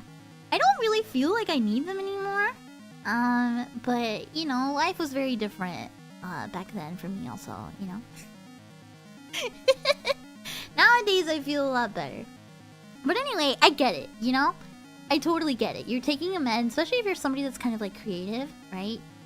How's one able to tell if something works for them, doesn't zombify them? That's something for you and your doctor. It's different for everybody, right? That's for you and your doctor to decide. So it's not something I can answer for you. But yeah, for better or for worse, I relate to that, so I can understand probably why he stopped taking his meds. Although I didn't have schizophrenia, you know, I just had depression. My doctor just said I had depression, you know? It's different probably if you have schizophrenia and, you know, the same kind of like things that Terry was dealing with. Pretty sure David Lynch has expressed the same sentiment. Ooh, I wouldn't be surprised, honestly. So he stopped taking his meds of his own choice, and he started getting in fights a lot with his family. And Terry was the kind of guy that would record himself having arguments with his family. I think you can actually find these on YouTube, or you can find these in the archives. Like, he would just straight up record himself fighting with his mom and dad, right? And I'm sure that was fucking infuriating. If my kid showed up, like, fighting with me, and then fucking recording it to put it on YouTube or whatever the fuck, dude, I'd be pissed. I'd be pissed, right? But yeah, you can find those videos online. A lot of these clips and stuff, they're all still online, right? Because this all happened pretty recently. Finally, he gets kicked out at one point. The family finally has enough and he gets kicked out. It's not, from what I've seen, it's like not super like clear why he gets kicked out. I did learn that I guess his fans crowdfunded him a drum set because he really liked drums. Terry was really into drums. I did read that like his fans crowdfunded him a drum set at one point when he was living with his parents, and I don't think it was probably him playing the drums, because like if you've ever lived in a house with a drum set, that shit gets loud. It gets super loud. So who knows if it was that? It could have been that, maybe not, I don't know. But what I think was probably the final straw, what probably got him kicked out of the house, is that he got in a fist fight with his dad. And I think at that point, that's when they're like, you're out of here. You're fucking out of here. They called the police on Terry, kicked him out, and he was out. Right? Yeah, it could have been anything really. But for me, I think that was probably the final straw. Something like that, you know? Like getting in an actual fist fight. Right? They were probably like, alright, you're out of here. Because at this point, Terry would have been what? Like late 30s? Early 40s?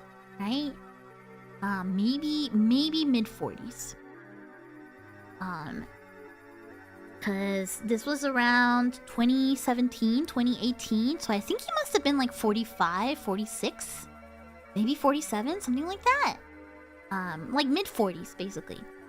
You know, like a fist fight with a 40-year-old man is no joke, right? Especially a like 40-year-old schizophrenic man, you know, off his meds.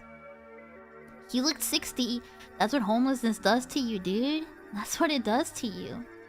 That's what it fucking does to you. Wow, come here, thank you. Hey, thank you so much for 5 gifted. Thank you.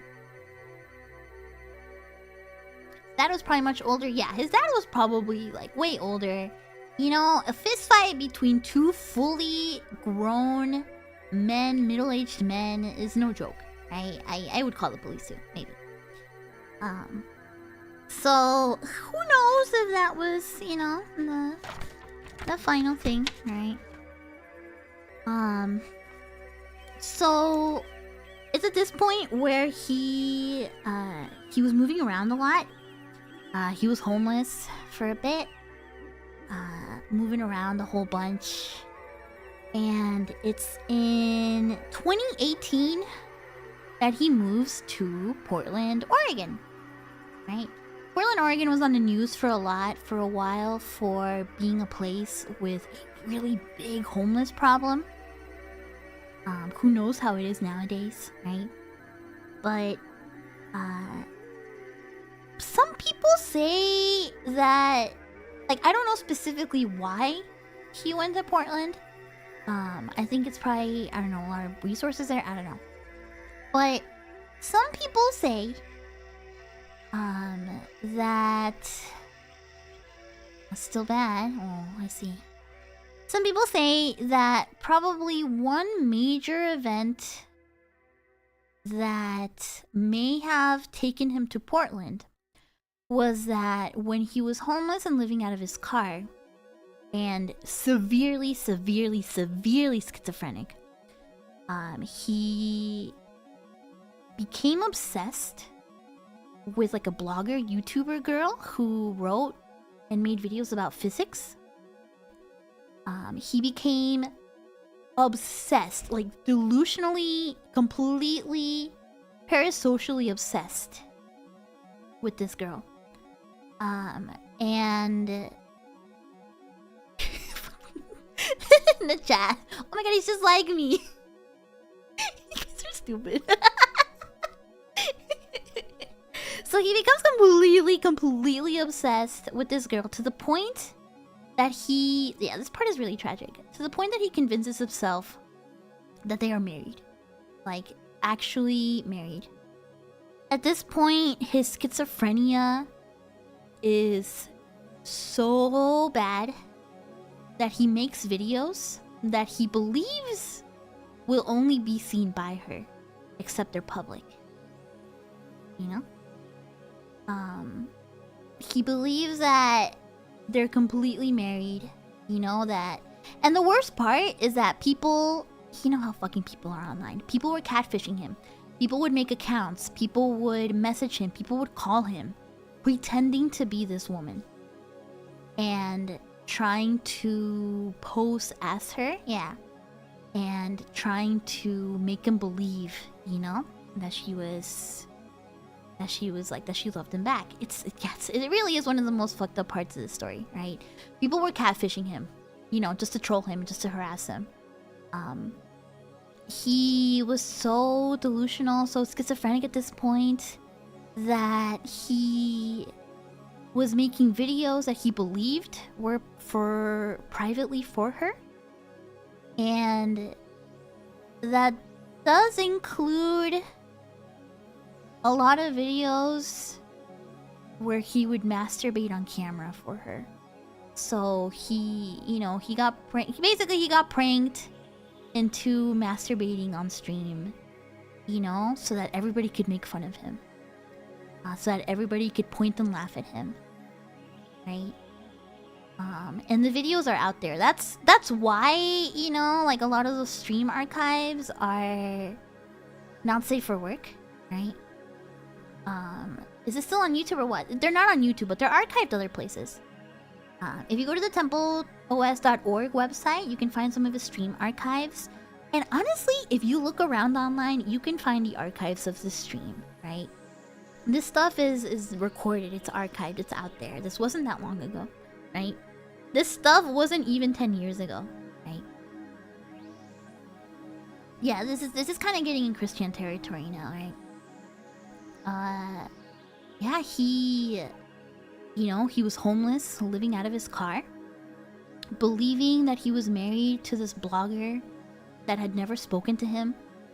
And people would call him, people would talk to him online pretending to be this woman. And he was falling for it because the delusion and the schizophrenia was just getting deeper and deeper and deeper and deeper and deeper and deeper, right? Deeper and deeper and deeper and deeper. So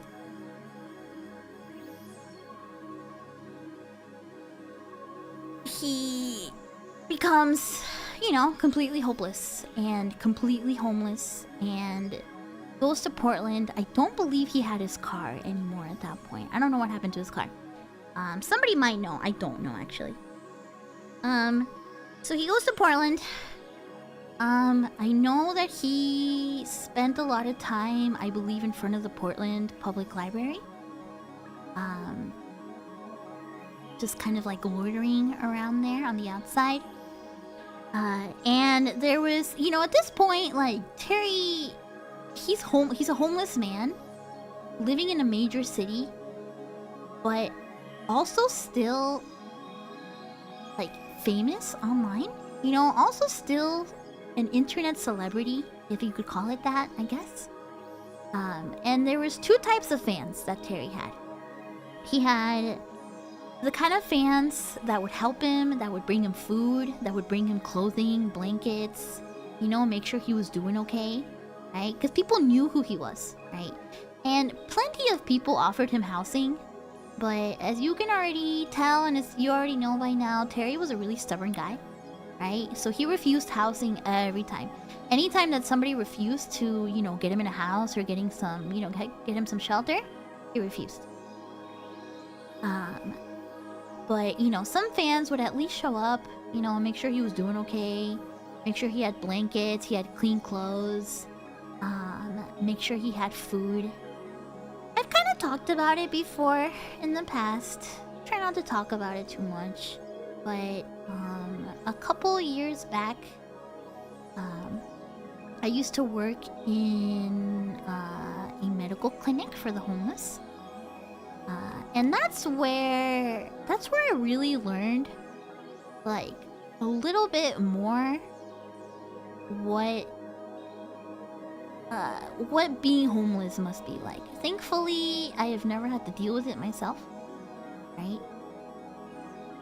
Was he still posting at this point? Yeah, he was still online during this point. He was making a lot of YouTube videos. He was still, you know, like, posting. And I think, you know, not so much, because I don't know how much you can post and how active you can be online when you're homeless, right? I know you still can be, right? But who knows to what extent, right? And then, of course, he also had... yeah, Pansu, I'm gonna talk about that video in a second. He also had fans, or he also had, like, the type of fans that were the complete opposite. The kind of fans that would go find him and harass him and bully him, and mess with him, you know, fight him, like fuck him up, like the kind of people that just made everything worse, right? So he had those two kinds of fans, and it's really messed up that people would do that to someone, right? When I worked in homeless medical care, you really get to see what it's kind of like on the streets, right?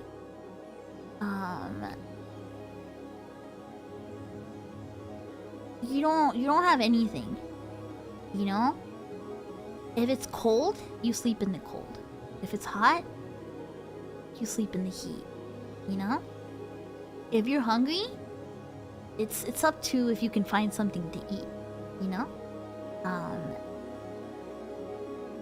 It's hard to find a place to clean yourself wearing the same clothes, you know, for long periods of time, right? They say that if you want to like give homeless people clothing, one of the best things you can give homeless people is socks. Cause like a lot of homeless people really appreciate clean socks. So that really helps people out, right? But things like that, right? It really fucks you up, and it's like you see a lot of homeless people like deep into drug addiction. And when I was working at this homeless clinic, one of my coworkers said something that really stuck with me since. We were talking about like you know, like how like sometimes we would get people walking into the clinic, you know, like because we had a really strict bathroom rule in the clinic where you could only be in the bathroom for 5 minutes, and if you were in the bathroom for longer than 5 minutes, we would open the door no matter what. We would unlock the door. We had the key. We would open the door. It didn't matter if you were on the toilet taking a shit. We would open the door. That was the rule. 5 minutes. You only had 5 minutes in the bathroom, and that was because people would overdose and die in the bathroom alive. So it's like it fucks you up, you know. And so my coworker around that time said something like, yeah, if I was homeless, I'd also be shooting up, you know? Like, how the fuck else are you gonna sleep? You know, like, yeah, if I was homeless, I'd also be doing all that stuff to try and get some sleep on the street, you know? And it really put it into perspective for me. Really put a lot of things into perspective for me that, like, oh, fuck, you know? Like, yeah, you're right. Like, you don't... You know, you kind of take a lot of the security for granted, you know, that you have when you've got a nice place, a roof over your head, and you got food to eat every day, right? So I can only... It's really tragic. Honestly, I can only fucking imagine what it was like for Terry, right? To not only be dealing with that, but also be dealing with like a fucking Christian level of harassment, online and in person, because people would just go find him, right? People would just go find him and harass him in person, you know, just to fuck with him, just to see how he would react. So... homelessness really fucked them up. Really fucked them up. I'm gonna show you, in a little bit, I'm gonna show you a video. One of the last videos that he ever uploaded. And you're gonna see that, like, this is why people are surprised to learn that he was, like, 40-something when he passed away. Because, like, homelessness fucked him up so much that he legit looks like he's, like, 60 in his last video, right? But there's a really interesting interview on YouTube. You can go find it. I'm not gonna show it, just it would take a long time. But there's a really interesting interview that you can find. Basically, at some point, a group of programmer kids, they go to Terry and they ask him for an interview. Of course, they make sure to feed him. They buy him some food. You know, they get him all cleaned up and everything. They take care of him. And I think it's an interview that they do at like a Burger King or like some burger place or something like that, right? They're sitting with Terry at a burger joint. You know, they got him some food and he's eating. And it is really fascinating because they're asking him all about TempleOS and asking him about all this stuff. And you watch that video and he is completely lucid. Completely. Like, you can really... It's really fascinating to see that when he's talking about computers, talking about programming, talking about his work, he is completely lucid. It's really, really fascinating. And you can hear people in the background being like, you know, like saying stuff about like, you know, him not showering and stuff like that. And you can just kind of see in Terry how much the homelessness was really fucking with him, how much it was messing with him, how much it was really degrading his life, right? And Terry still being a very religious person through all of this, right? Believed a lot in like purity and being pure and things like that.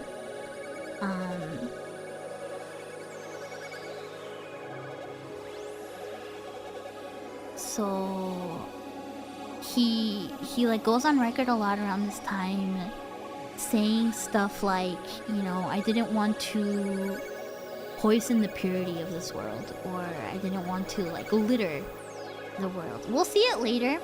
But Terry considers the 11th commandment to be do not litter.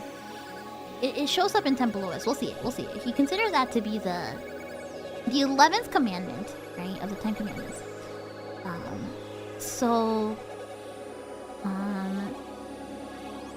On August 11th of 2018, Terry goes to a place in Oregon called the Dales, which I believe is a little trip away from Portland, I believe.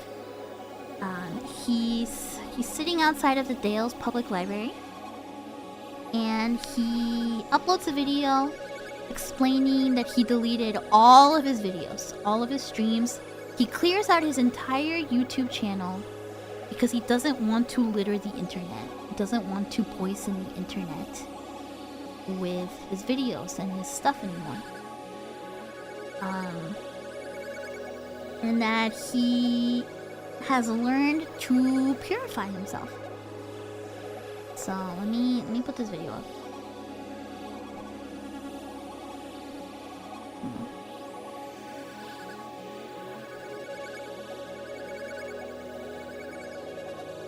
Put this video up. This is what he looked like on August 11th of 2018. Let me turn down my music for a second.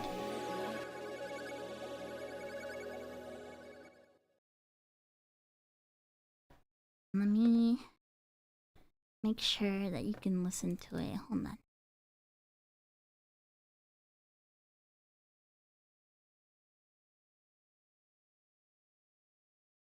Yeah, he looks way... Yeah, he's 48 years old in this picture.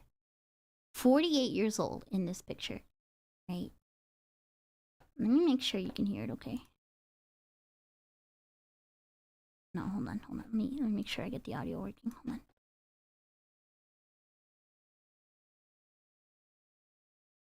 I think that should work. Hold on. Why can't I ever get audio working properly on this? Hold on, give me a second. Yeah, he looks completely different, right? He looks completely fucking different. How can I get it?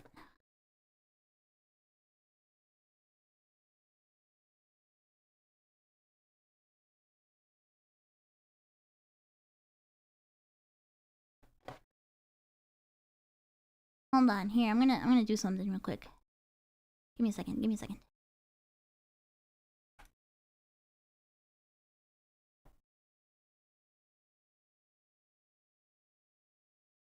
me a moment. So I really want to show you this video. I'm just gonna download it and put it on stream real quick.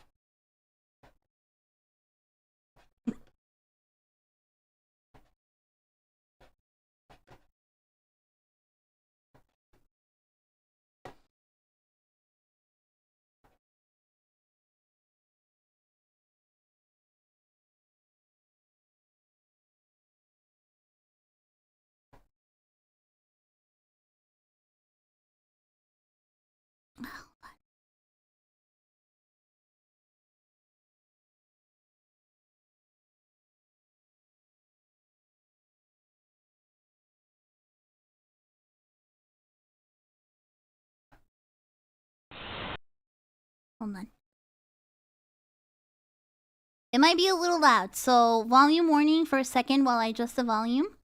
It might be just a tiny, tiny, itty bitty bit loud. Hold on. Hold on. Sorry.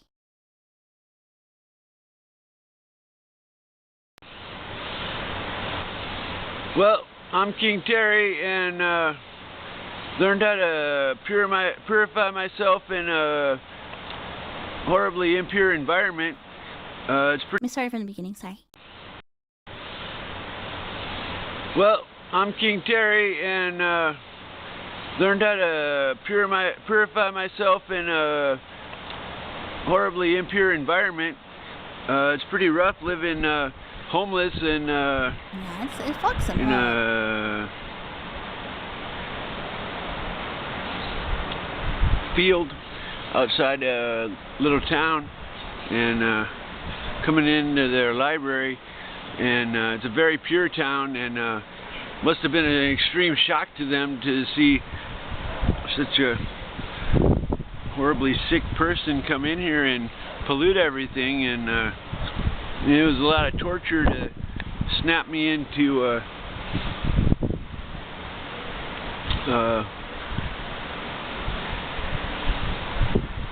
an ability to handle purity for this job.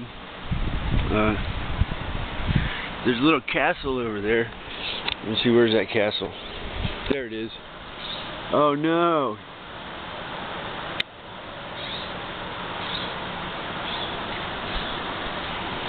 So, that's a little castle. I don't know. I really like this library.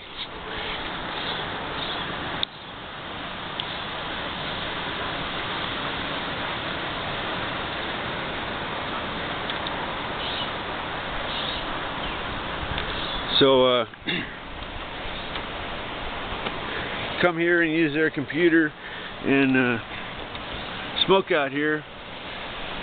They must have been freaking out because such an impure person was in their presence. Oh well, I was clueless. Now I used to have a respect for purity. So, well, it's good to be king. Wait, maybe. I think maybe I'm just like a little bizarre little person who walks back and forth.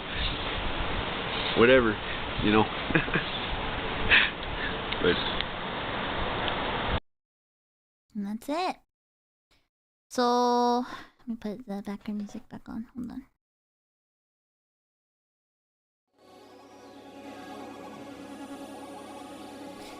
So that was the last video that Terry Davis ever uploads online to the internet. In his words, he's a bizarre little guy that walks back and forth, right? And so, a couple hours later, in the Dalles, Oregon, there's reports of a man that was hit by a train, and it is later confirmed to be Terry. So Terry Davis passed away only a couple hours after that video was recorded. People don't know if it was an accident or if it was suicide. I don't know if we will ever know. It's hard to say, right? It's hard to say. Lots of 07s in the chat. Yeah, man, it's heavy, isn't it? Going through the story is really, really heavy. Really, really heavy story. And that is the life of Terry Davis, from the moment he was born to his death. I think knowing the story of his life really adds a lot of depth to stuff. kind of sad he considered self-pollution a few hours before his death. That's why, personally, I am of the camp that it might have been suicide. But it's impossible to know. You know? It's totally impossible to know. Family works in the railway. Yeah, I've heard it's not a good way for anybody. Yumi! My new kohai Yumi would probably know about channels like this, because I know she likes like horror stuff on YouTube.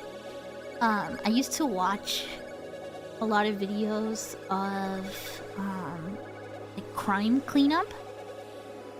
And every once in a while there'd be a video of like trying to clean up trucks or cars, you know, where somebody was hit. Feel sad knowing I was near that area at the time this happened. Wish I could have helped. Who knows? You know? He needed help and nobody would give him the right time, but I doubt he would have accepted it. That's what I think. I think that no matter who extended help, who knows if he would have accepted it. You know? Kinda hard to tell, right? Keaton says, I always thought he came to peace with himself and decided it was time. That's kind of what it sounds like, right? It's impossible to really tell. But that's kind of what it sounds like. There's a lot of like things that point to it, right? So it's really hard to know. And it's real hard to know. Anyway, from now I'm gonna open up TempleOS and it's time for us to go just hands-on. We're gonna get to explore it yourself. The stream's gonna get a little bit more lighthearted from now on, right? So I'm sorry for kind of making it tense and making you feel a little heavy, right? But I hope that that was a good, you know, like explanation, right?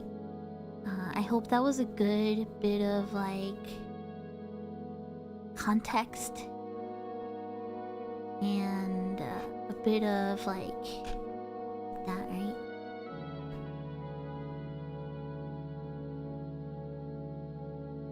Really respectful. Look at the context.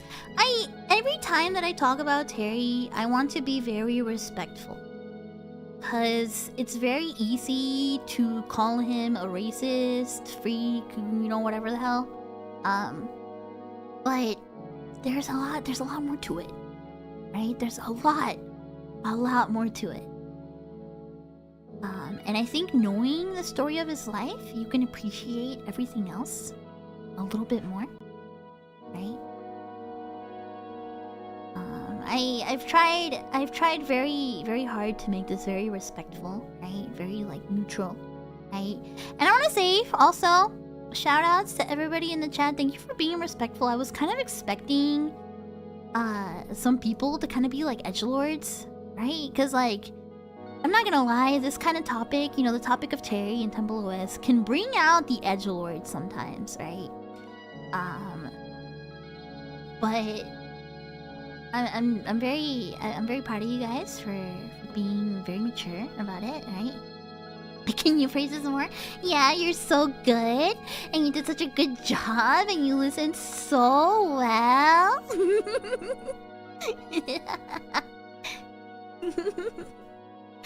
Yeah.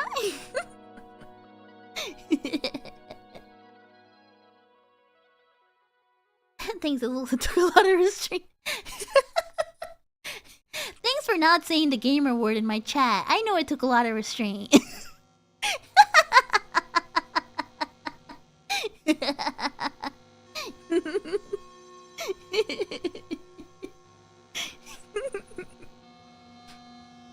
So that was his backstory. And we are only halfway through the stream, right? We're gonna spend another little bit going through TempleOS itself, right? I hope you guys liked it though. I think knowing the context of his life makes everything else way more impressive. Cause the very first time that I touched TempleOS, I only kind of knew like the surface, you know, of Terry's life. Basically the first time I ever like touched TempleOS, you know, my understanding of his life was like, oh yeah, you know, like controversial guy, had a troubled life, you know, schizophrenic programmer. That's about as deep as it went. When I learned a lot more about his life and then went into TempleOS, I was like, oh shit, this is way different now. So, Hunter, do you have a background in computer science? No. I'm an artist. I'm a painter. The depth of my computer knowledge is I built my own computer and I can kind of repair my own computer stuff once in a while. But I have never I've never touched a soldering iron. I have never programmed anything past like a dress-up game when I was in high school and my Neopets pet page, and you know, like edited my Tumblr layout a little bit. But yo, Chin, thank you so much. Thank you. I'm glad you guys enjoyed it. But yeah, the depth of my computer knowledge is like, I've built my own computer and that's it, right? But I'm just somebody that's like really interested in just like the lives of people, right? This won't be the last stream I do like this where I go on a deep dive about somebody's life, right?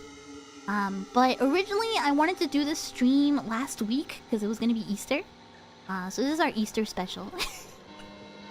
I'm taking you to church today, especially because I know where some of you are all about to be in like 2 hours, and I know you guys need to go to church. I know you all need to be purified of sin, because I know where you guys are about to be in 2 hours. So, you know, just looking out for you.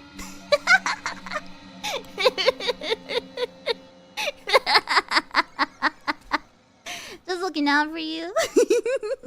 Anyway, let me open up the operating system here. Hold on. Give me a second. Give me a moment. I don't go to church at 8 p.m.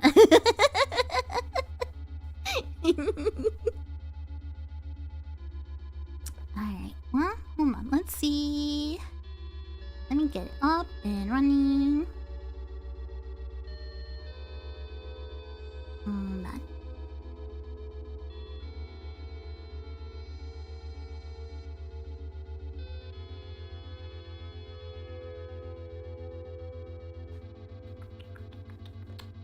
So today, and this is something that you can do at home.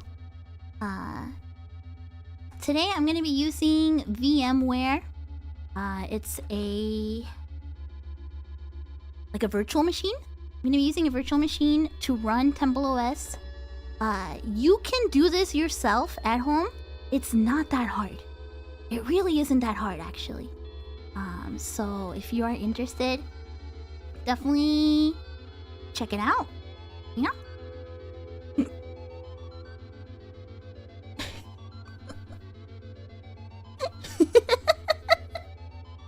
Learn something about something called the Bible codes. Maybe Terry was on the same thing. Cause the old Hebrew and Greek, those crazy patterns.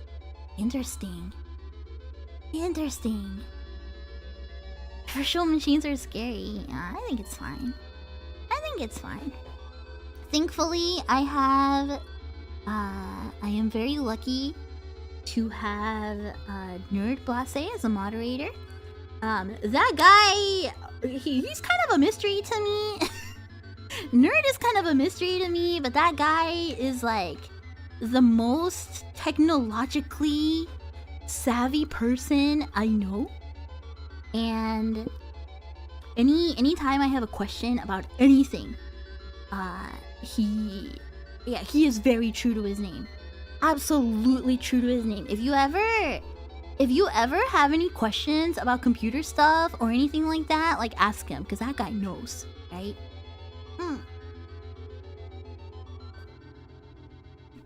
That guy knows. He's kind of a mystery to me, though. I don't really know that much else about it.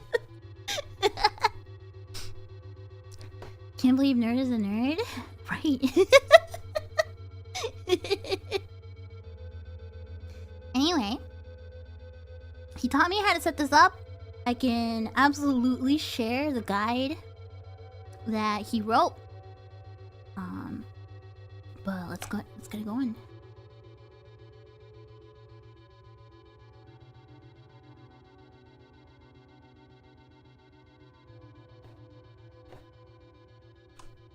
Oops, hold on.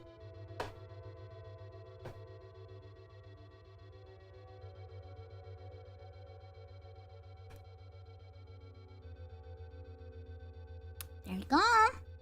It's this easy. It's this quick. It's this quick. I believe the entire operating system is like 1.4 megabytes. It's really simple. It's really simple. So there's some. Here, let me put my notes away so I can clear up my desk a little bit. Hold on. I wrote down some of the shortcuts because this is it's always kind of hard to navigate TempleOS every time I do this. So as you can see, basically what you're seeing is the entire operating system.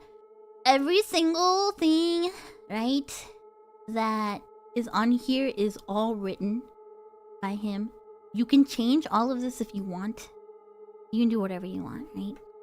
Let's take the tour. Sure, why not? I'm not gonna go through all of this because a lot of it is just like text. It is just tons of text. No.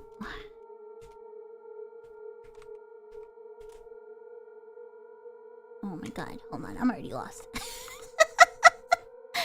How often do I use TempleOS? I've used it a couple times. It's not the first time. This isn't like the first or second time I've used it. I've used it a couple times. Hold on. There's no... Oh gosh. Shit's so confusing! F1. Oh yeah, I forgot that you can just use a mouse. Get me out of here. Get me out of here. What was it? It's... Control M. No.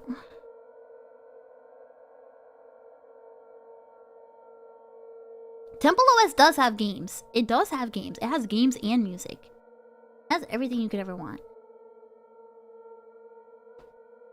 Press the F1 key. Okay. F1. Here we go. Okay, there's the menu. Can I get out of this?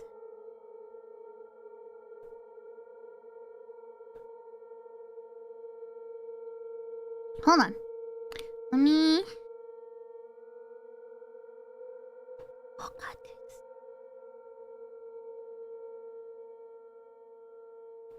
Let me restart it really quick. Hold on. Let me restart. Hold on. Let me restart. Let me restart because this shit gets so confusing.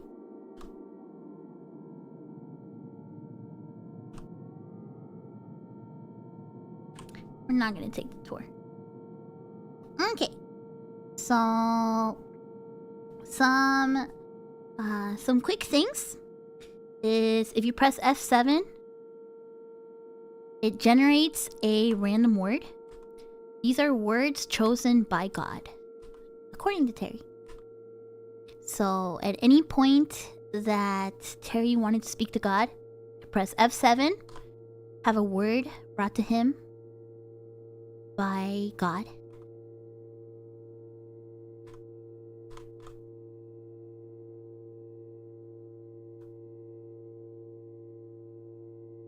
And Terry believed that that God spoke to him through tongues like this. So I guess what God's trying to tell me right now is dominions recognized according Bing, rich, enthralled, fig fog startles, suscepted, exposed, marriageable ministry, ashes, lanthorn, loose, feeling, efference, fetus, customs, torture, lining, place, forbade, ensues, recess, liar. No, iller? Denieth, act, reproved, crisis, definitely imperfections, bottom, peace, adulation, givers. Yeah, this is actual TempleOS. I'm running actual TempleOS right now. Worm, worshipers, Ansys proprietary pricked. Great, yeah.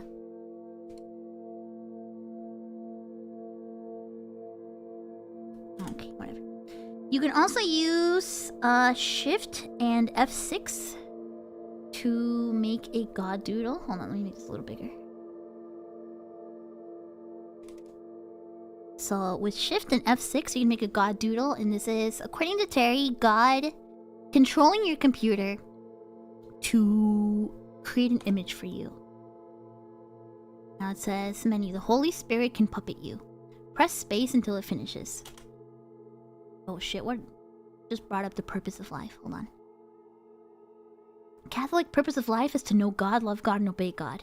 Pope Francis said it was to serve the others. Oh my god, there's so much of this. You don't know God. You must talk with God to know Him.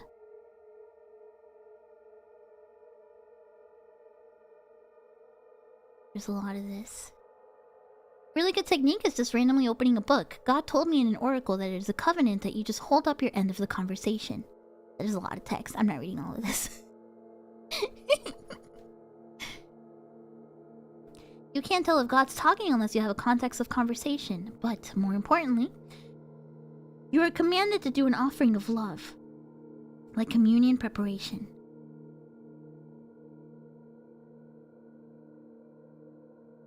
He's just talking a lot about Bible stuff. Do a text search for new song in the Bible. It's mentioned 9 times. When I hear a new awesome rock song, it is ecstasy for me for the first 5 times I hear it.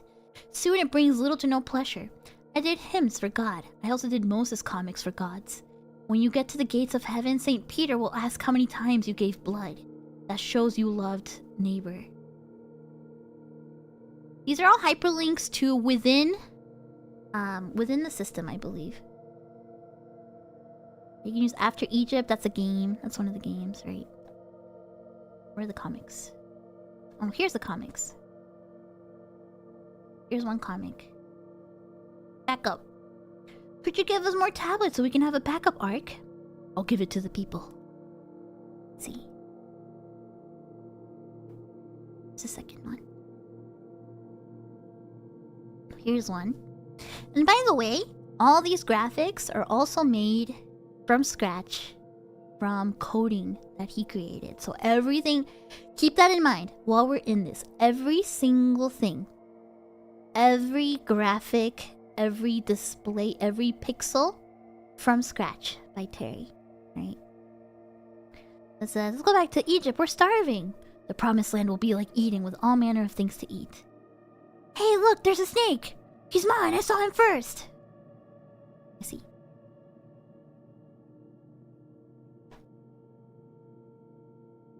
God, there's an alignment in the heavens. Oh yeah, that reminds me. Reminds you of what? Huh?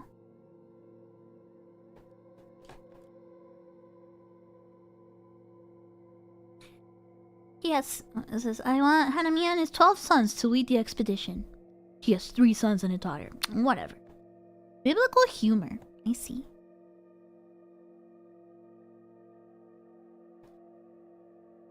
Oh my god, that scared me. Hold on, you can't hear that. Hold on. Hold on.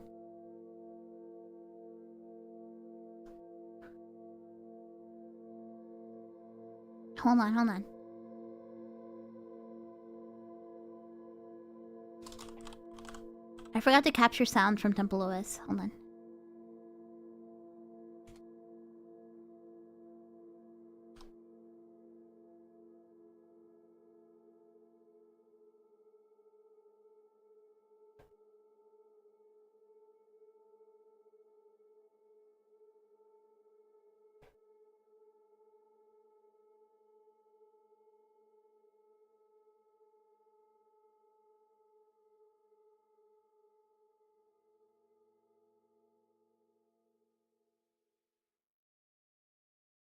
Can you hear it?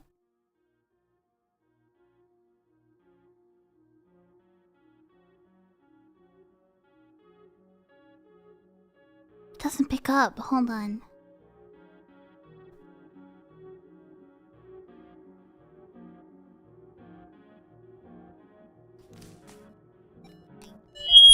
Oh, sorry. Ah. Sorry. Sorry about that screech. I don't know how to play that music for you. Sorry. Sorry for that screech. Sorry. Sorry. Sorry. Sorry. Sorry. I'm sorry. I'm sorry. I'm sorry. I'm sorry. I'm sorry. Sorry. Sorry. Sorry. Sorry. Sorry. Sorry. I'm sorry. Sorry. Sorry. Sorry. Sorry. Sorry. I'm sorry. I'm sorry. I'm sorry. I'm sorry.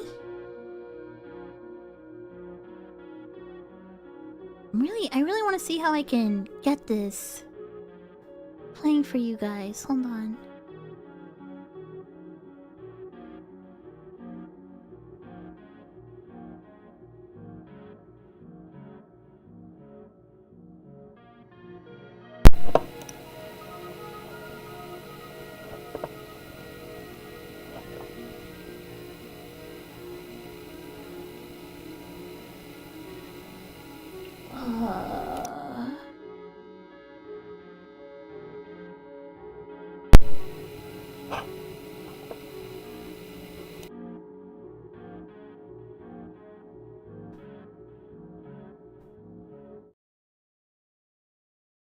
Sorry, you're gonna hear some stuff for a second. Sorry, hold on. Give me a second. Give me a second.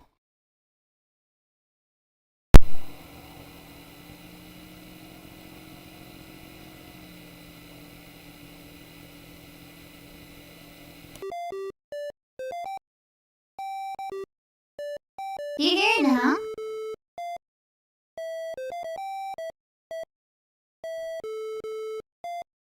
Do you hear it now?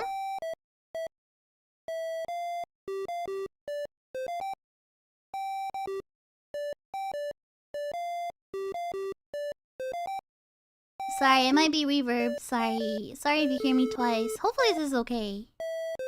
It's just some beeps like this, right?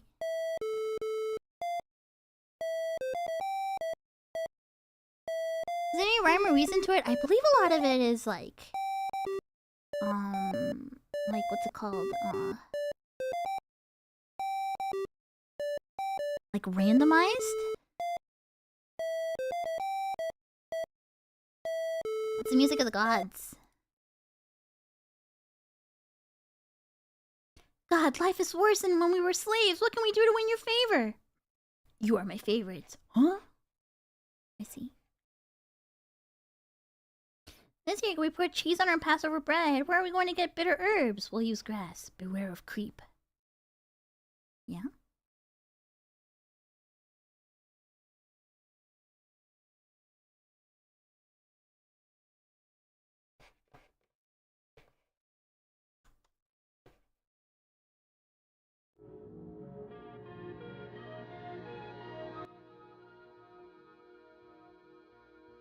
Beware of creep.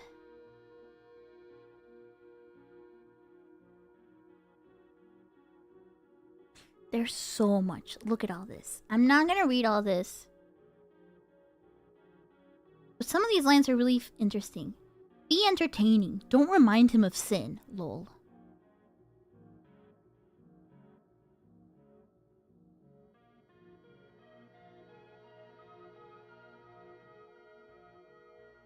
See you right away. Talks about ant colonies.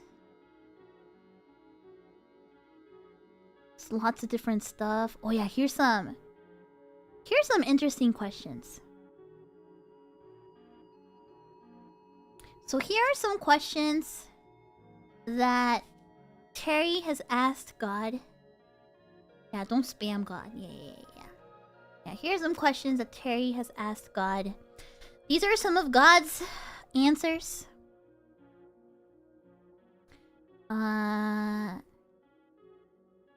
War, he says serviceman competing. Is the world perfectly just? Are you calling me lazy? I'm using Markov chains, no weights. I'm doing offerings, honest measures. Stuff about the Holocaust.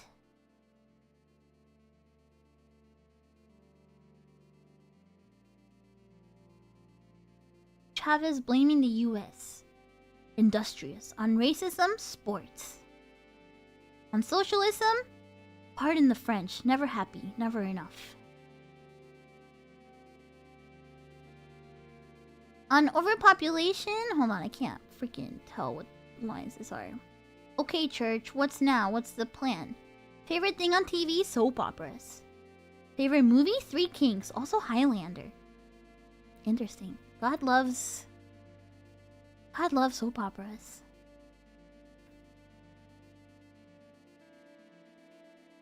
Favorite song? Morning Has Broken. Favorite comic strip? Prince Valiant. I see. Shakespeare had a vile heart. Likes Beverly Hillbillies. Huh? God likes being hero. Don't be proud of heart and not accept a gift from God. I see. I see.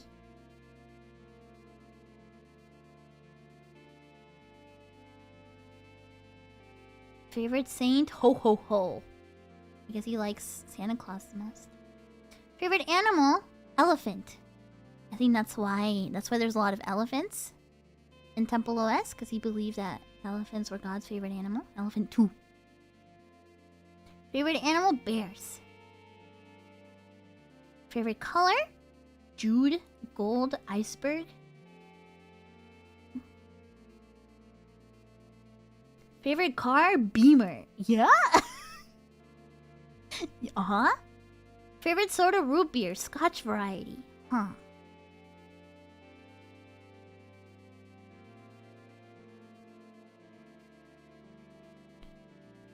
Well, here's some Bible verses that I'm not about to read. Pets? Homo. Sports? Homo. I see. Favorite sport? Hockey. Smelling farts? Sodom.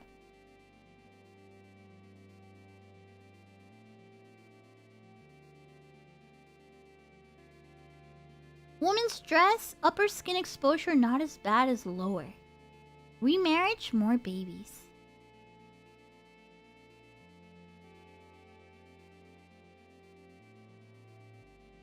Things you don't care about that people think you do. Solomon's 300 concubines. I don't know enough about the Bible for this. I don't know that much about this stuff.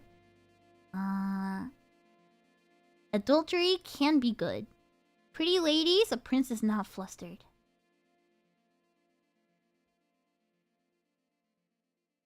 What makes elephants happy? Bats. What is this? Elephants, miniskirts, huh? Good bands, Beatles, Rush, Triumph. I see.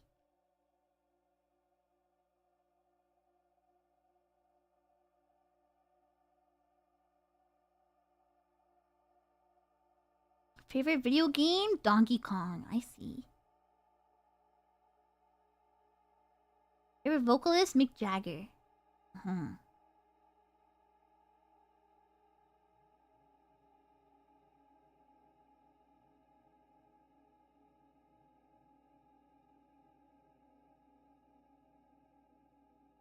Hardest part in evolution, getting monkey mothers to hold babies nursing.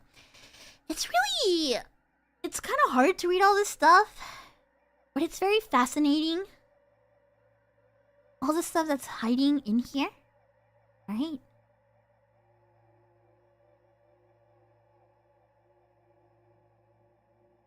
Oh yeah, here's all the other commandments. 11th commandment, thou shalt not litter. 12th commandment, don't shoot unarmed men on the shitter.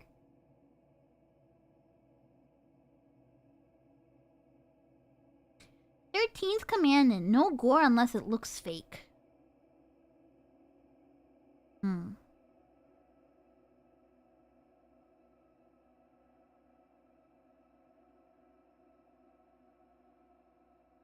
No pedophilia or child porn. Don't eat rare meat with blood. No wife beating. Do not swing from radio towers with one hand. Do not disturb. Interesting. Hi, Blaze!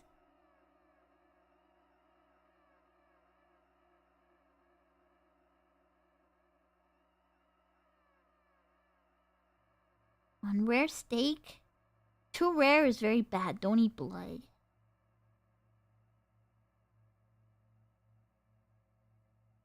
On the opening of Saving Private Ryan. Ouch.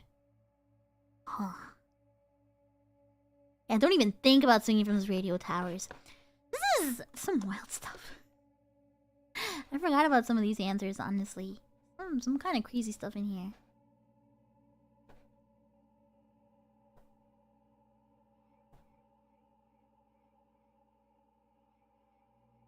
It is... Sorry I'm not reading a good chunk of these. It's very hard to read these. The text is very small. It's very, very small.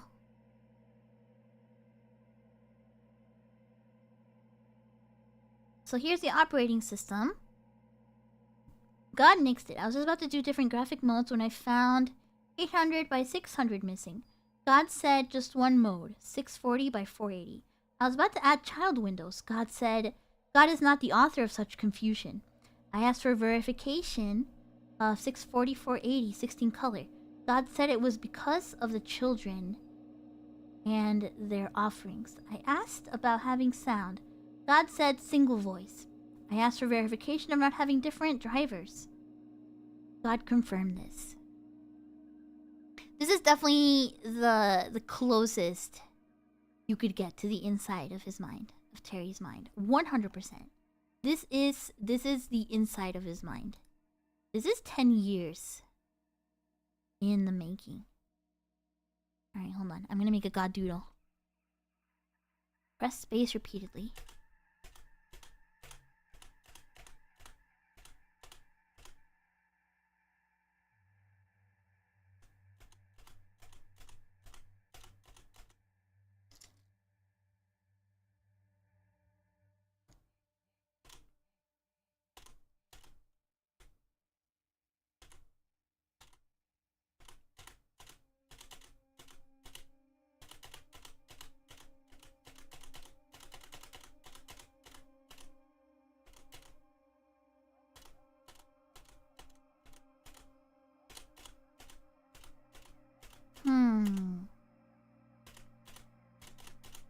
If I remember right, it stops me at some point.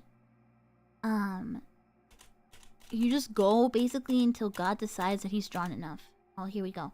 Press escape to insert sprite. Press shift S to throw away sprite.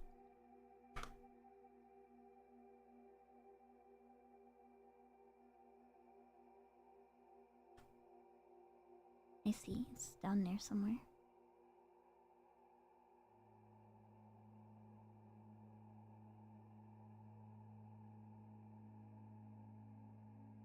Oh, I can't scroll.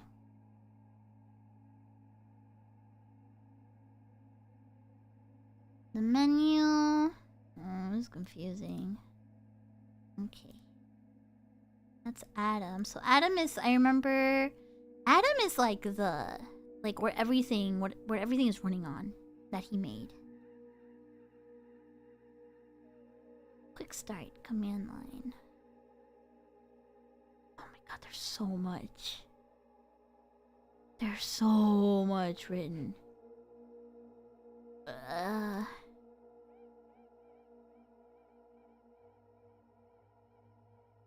About TempleOS. Here we go. Here we go. Here's like straight up. This is how people would find his information. That's his old phone number and his old address when he lived with his parents. Right there. His email. You can see everything about his life. ASU transcripts. National Merit Scholar. Yeah, you see everything, yeah?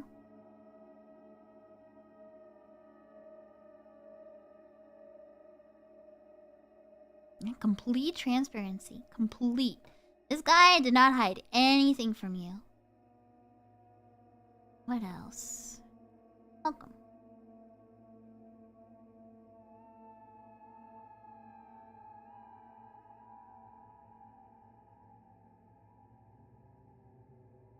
People who can most benefit are professionals doing hobby projects, teenagers doing projects, non-professional older persons projects. Interesting.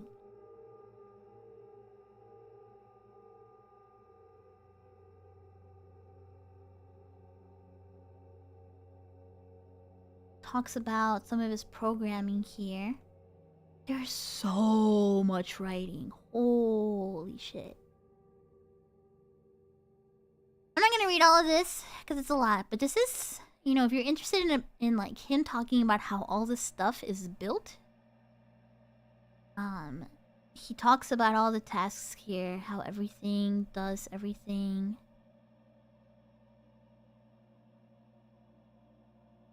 At dark mode, right?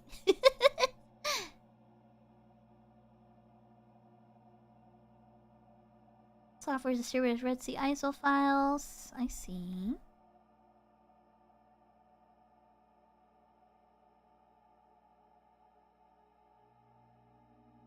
Interesting. Typing slash do anything. Let me see. Hold on. Oh, hold on. Right click. No, it just adds it on there. Oops. Oh shit. What did I delete? Uh-oh. Oops. Control M. There we go. Here's the menu. Here's the menu.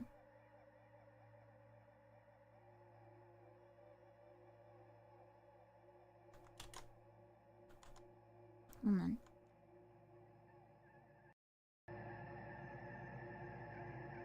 There we go. Are these the games? Yeah, these are some of the games.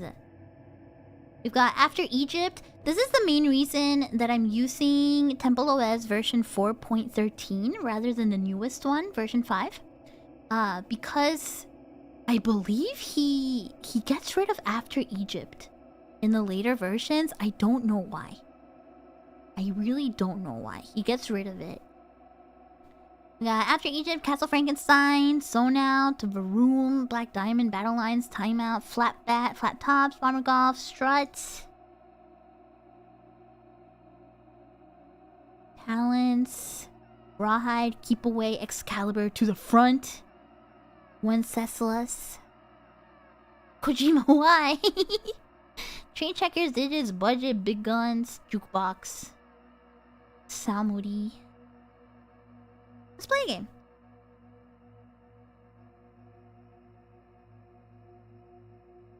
Play Castle Frankenstein. Hold on.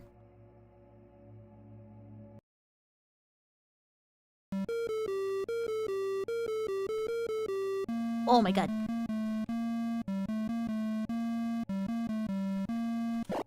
Oh shit, what'd I do? Did I kill him? It's got more games than the PS5!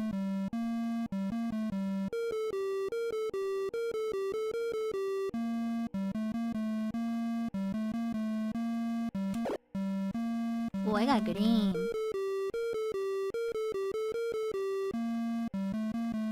Where'd the other guy go?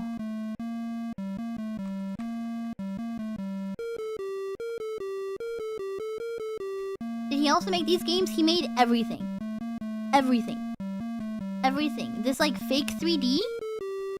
The 3D rendering? Everything. Everything. Everything is made from scratch by him. Everything. And I really do mean everything. He didn't use anything else. Oh my god, this is such a pain to move around in.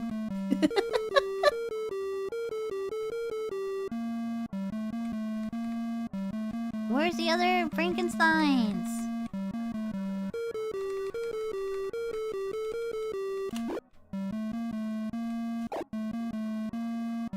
What's that? What's over there?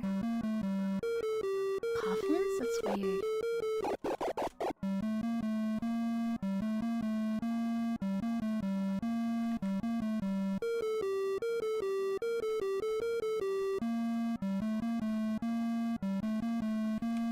Where am I? Where am I? Oh yeah, you're right, there is a mini-map, huh?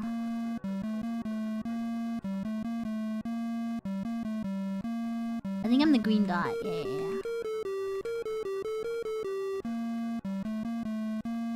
I don't think I can go in the water, but I can still shoot this guy. Is this VR chat?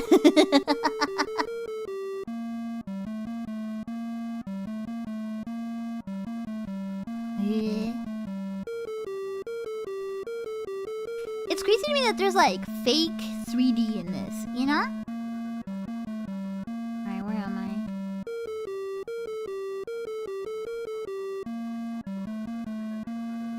Right there, there's one over here.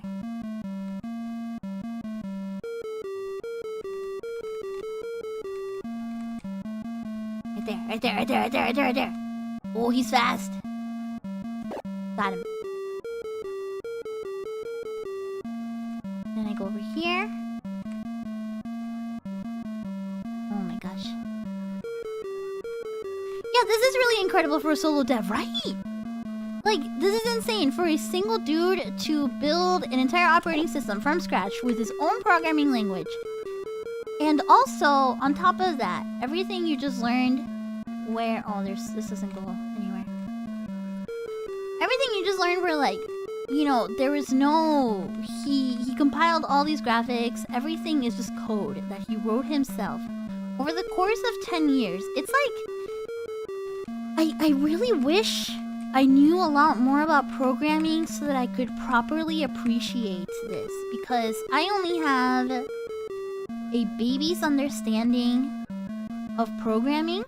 So, like, to me, it's like, oh yeah, this is very cool, this is wild. But, like, you know, like, it's insane to wonder... Oh my god, where's this dude going? It's insane to wonder, like, just how much work this all takes. Game completed! There we go.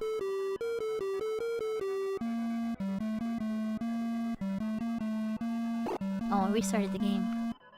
Okay. Well, that's Castle Frankenstein. What about So Now? I refuse to rip off the original, so this is intentionally crappy and included for demonstration purposes. Write games, don't play them. Thanks, Terry.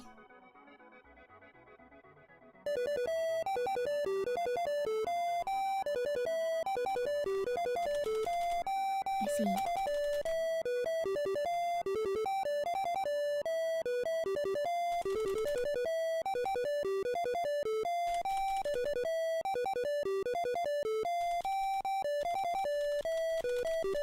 It doesn't do anything.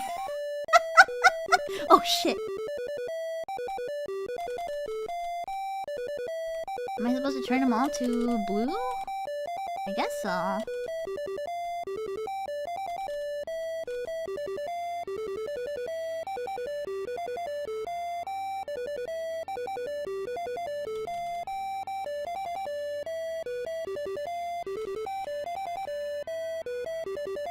I don't know what the goal of this one is.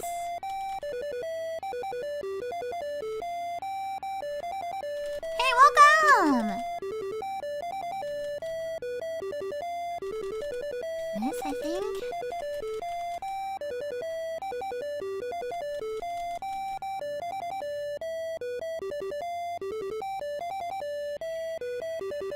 I've had enough. Feature some drums and bass behind this beat to be crazy. Guess God told him to go with single voice for the audio. Exactly. I'm gonna play Flapbat. I have a feeling this is gonna be like Flappy Bird. Use space to flap. Hold down to glide. Alright, let's see.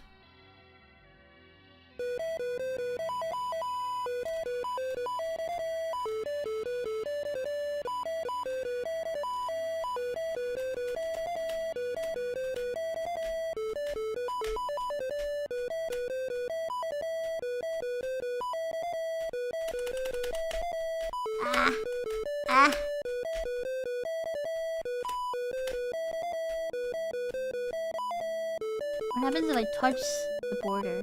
Oh, nothing. Hi! When did Flappy Bird came out? This might be after Flappy Bird. Honestly. Because, like, even though this looks old, this operating system's not that old. It just looks old, you know? Oh, I guess I finished it. Oh, okay. Let's play for room. Oh, hell yeah! Oh, hell yeah!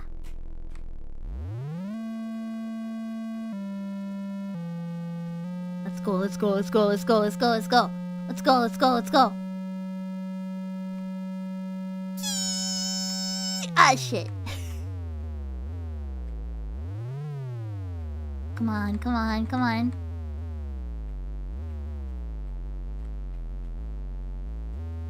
Come on.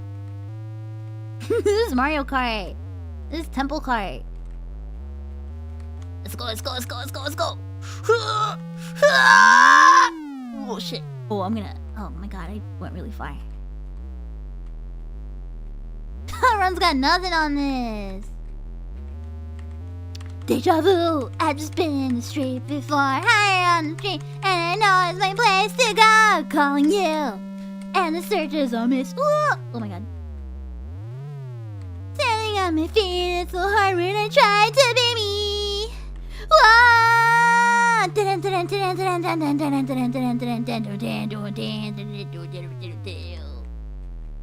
Well, let me go faster. Come on.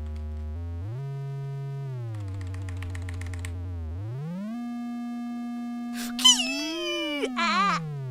Oh, where'd I go? Well, there's a branch right there. Kansei Dorifto! What? Why is it beeping?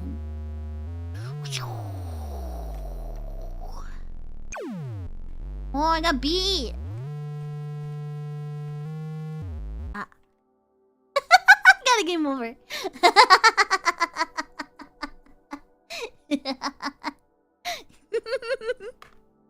That's for real.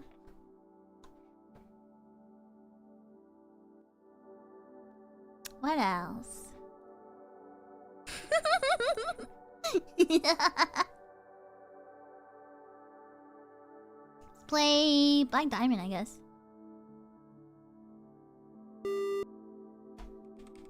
Oh shit! Oh, I already lost. Oh, this one's hard!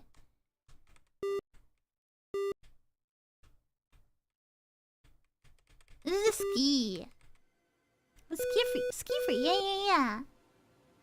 Oh, that's it. I like how when you restart the game, it just takes you to the top.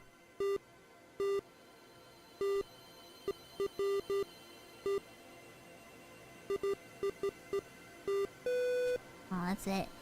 There's nothing much to that one. What's battle lines? Actually, let's try After Egypt. After Egypt, I know, is like the it's like the famous TempleOS game. Look, it even has team music. It even has a title screen.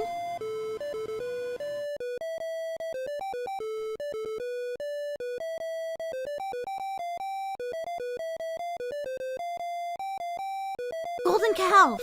I don't know what this means. I don't know enough about the Bible for any of this.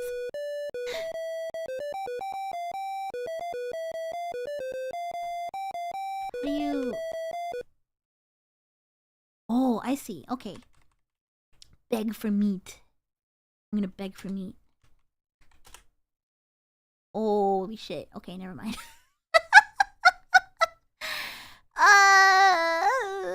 Shift escape. Okay. Press A key. Oh, I see. I see. Talk with God. Mount Horeb. Find the burning bush. Where is it?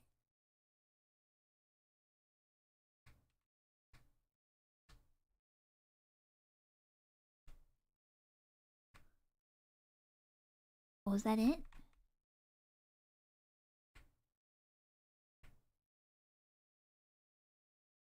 Press OK to generate a random number from a timer.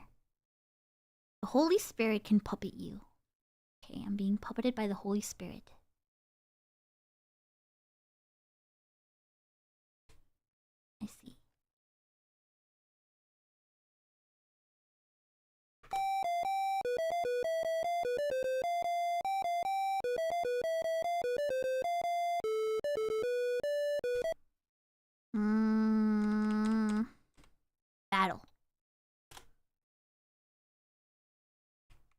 How do I play this? Hold space.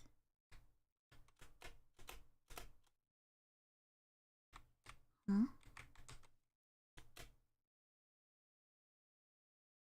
Huh?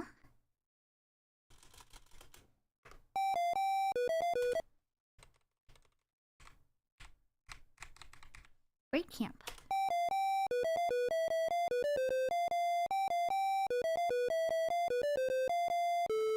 This makes me motion sick.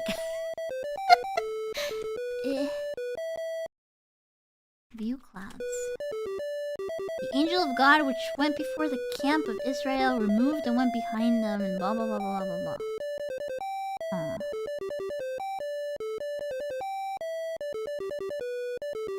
Say a command!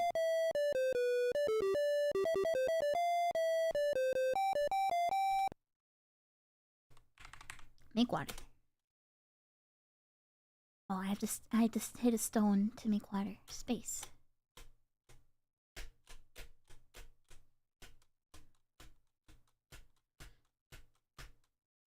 Can I make water?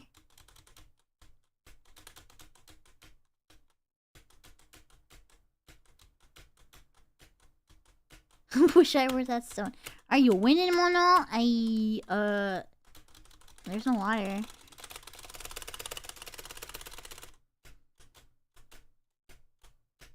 Nothing's coming out.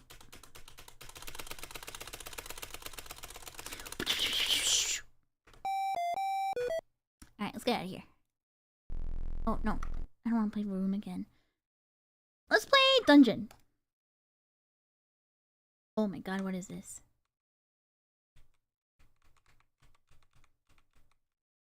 Is this a little dungeon explorer? Little dungeon crawler? Oh my gosh. Hold on, we need some background music.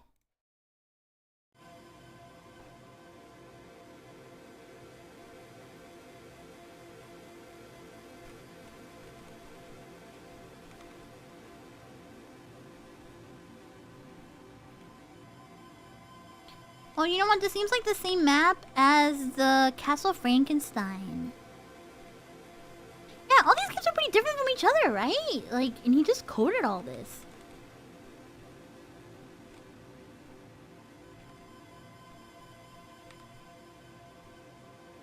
Can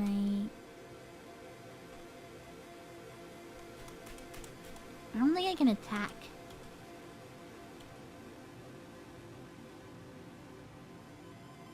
I don't think I can attack anything. Alright, let's play hoops. Let's play hoops for the Lord. Pass or hand off to your team to score points. 2 points for successful handoff. 6 points for successful pass. 1 point penalty for foul. Left click to pass, right click to jump. Oh, you can right click? Oh shit. Oh shit.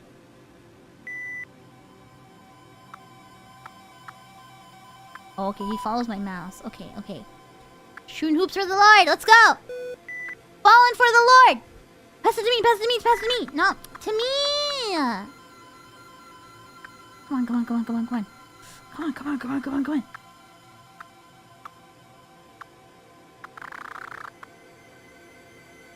No, me.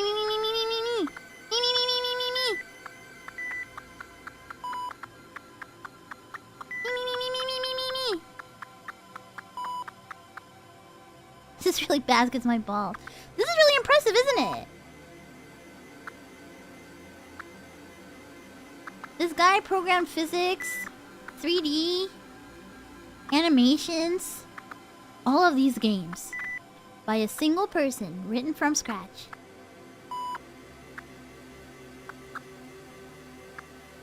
What?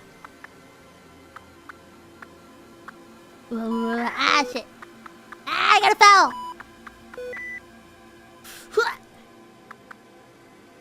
Oh, I gotta get it! I gotta get it! Ah!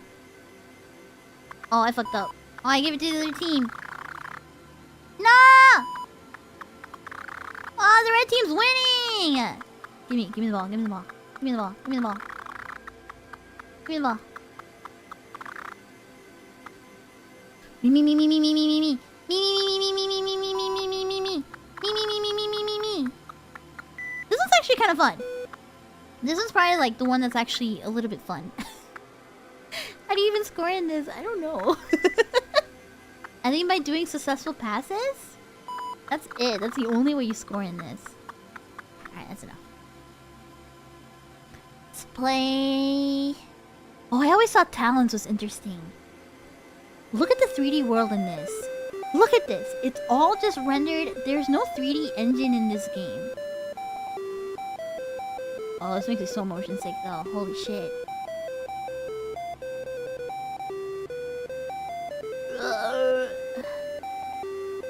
This guy made an open world game? Yeah, he made everything, Vil. Everything. Everything. Oh, I couldn't get it up. Oh. Ah. Okay, well, that was that. I've played this game a couple times. I've never figured out how to play it. The only one that I know how to, like, play properly is Rawhide, I think. Curl the cattle, the corals in the upper left corner if you scroll. Keep holding the control key and scroll with control left grab. Okay. Yeah, there's that. Alright, over here. Get over here. Get over here. Get over here.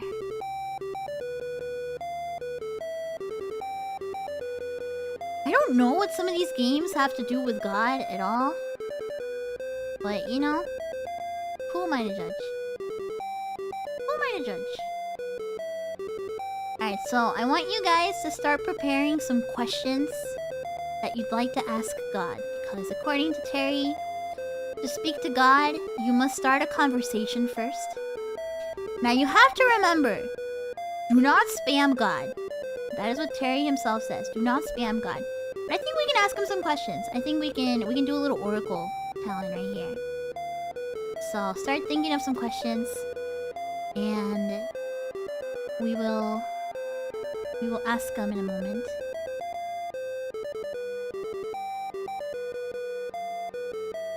I can't get them in there. Whatever. Alright, a couple more games. Excalibur. Oh, hell yeah. Oh, hell yeah. Why is it just shooting back to me? This sucks. Oh my gosh. Oh, there's gravity in here.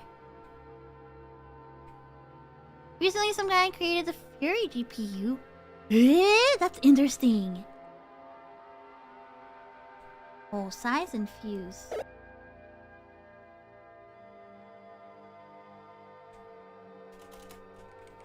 Oh, I'm just bouncing around. This is cool though, he's got like 3D?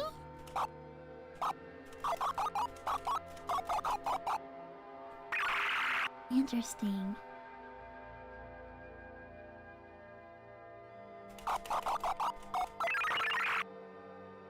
Oh, there's levels in this one. Well, this one actually runs kind of well. Well, it freezes up a little sometimes.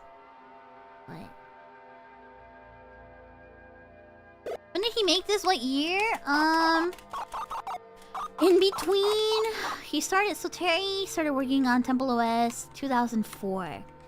And I believe probably stopped working on it sometime probably 2013, 2014, probably more. I think he kept updating it. So 2010 something? That's gonna be my guess. Like 2010, somewhere around there. There's no actual date.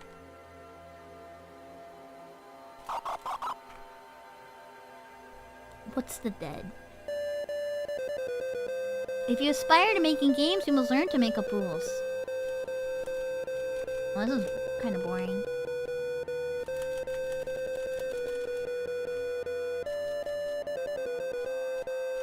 Yeah, whatever.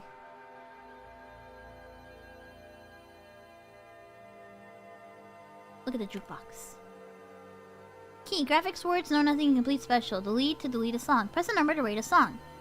Childish night, prosper. Be like a child, some respect. Maturity, don't neglect.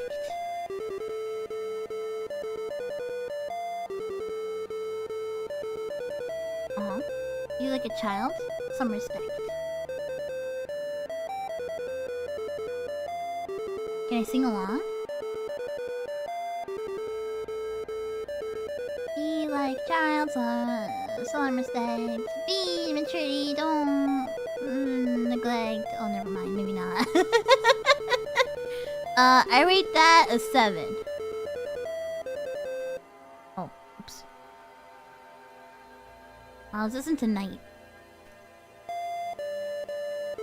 Sleep for the final time. Gone to sleep for the final time. Gone. Oh. Ash to and dust to dust. Oh, yeah.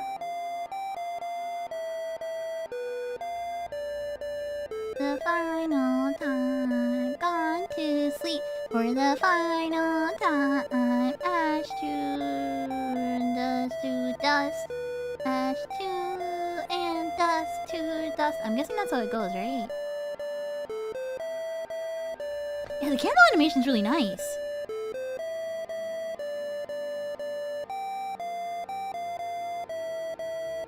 Oh, I'm fucking it up now.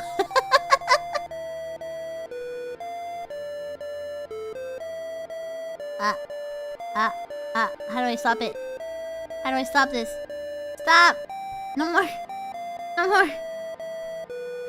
Stop it! Stop! I don't want to hear it anymore!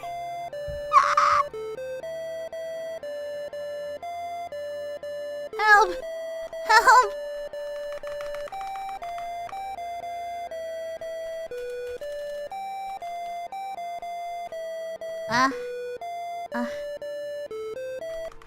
Oh, okay. Maybe hearing this at Serina was the final straw. What's Salmody? Oh, we can play!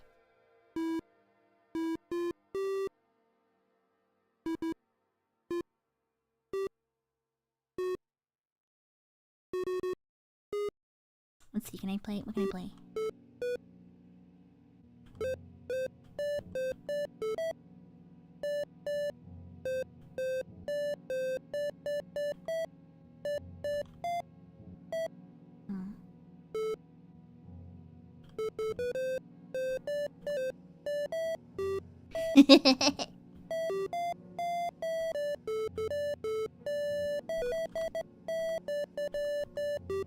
You got it! I was trying to play the Evangelion song. I was trying to play Kou Angel's Thesis.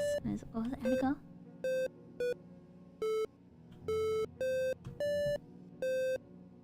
What was it?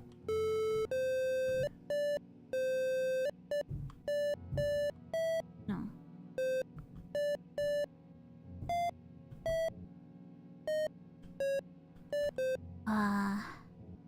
Why pay money for Reaper? You can do the same thing on TempleOS, right?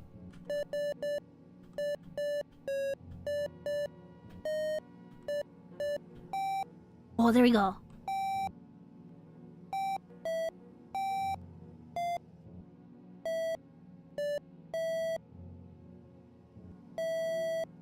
No. Done. No.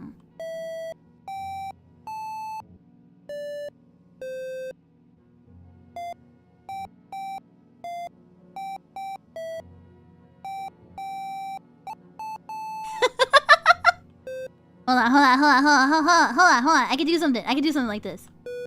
What was it? No.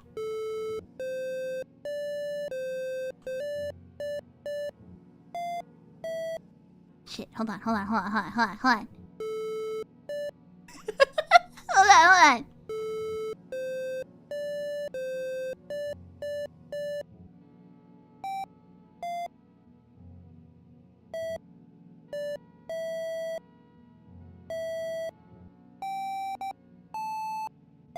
No.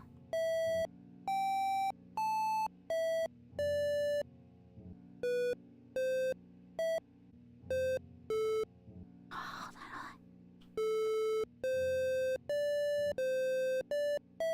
on. I'm playing a song for God. Hold on.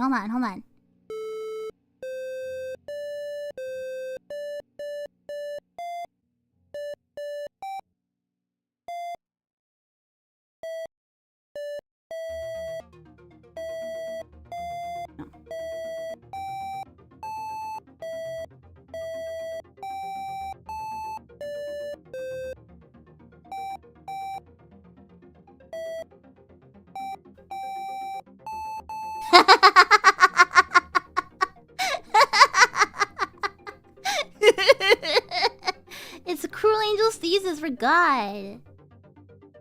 Alright. Can I do it better? Hold on. No.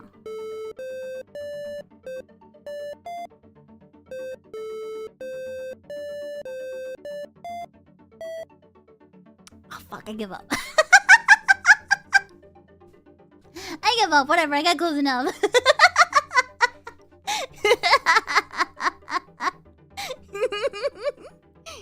Oh, hold on. I can record.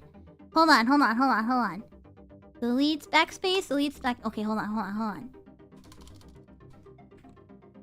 on.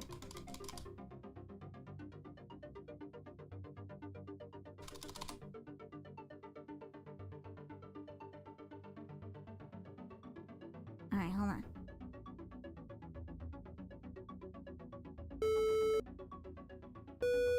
No.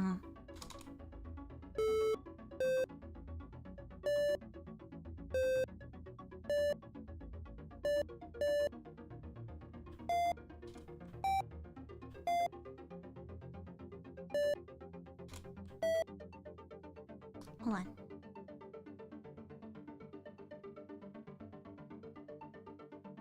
I don't go to the beginning. Ah, shit. Never mind.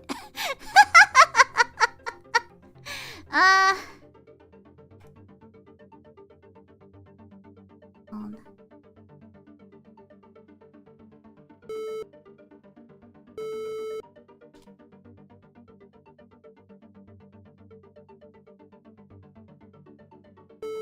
No.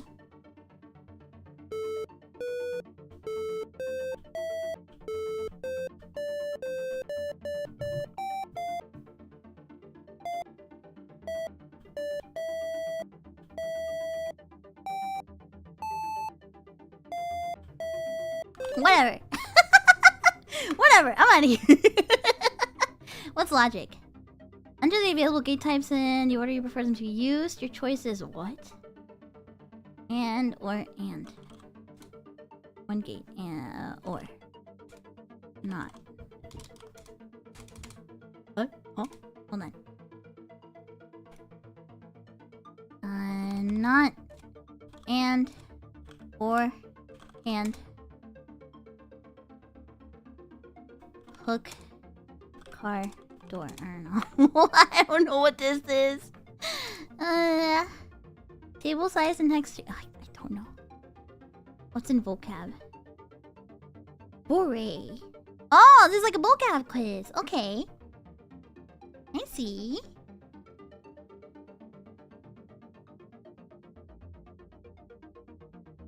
I don't know what logic gates are.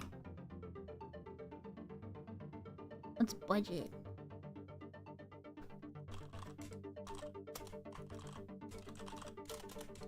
Yeah, I don't know. Screen checkers. I need some utilities. Where are the utilities? There's a key map.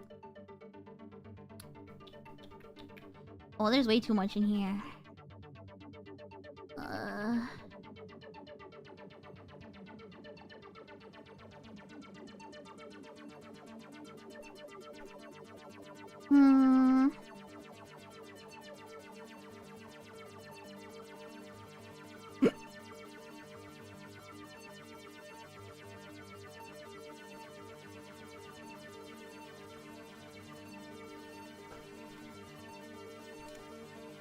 Alright.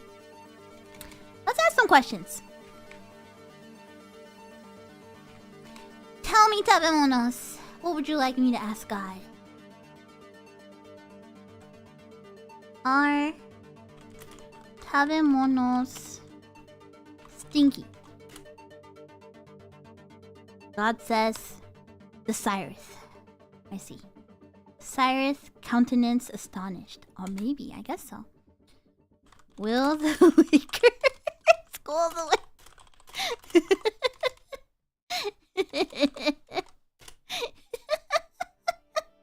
I think we gotta ask stuff that's probably not yes or no questions. Quieter, remnants, baller. Balling! Yo! Baller stars? The Lakers are going all the way. The Lakers are going all the way.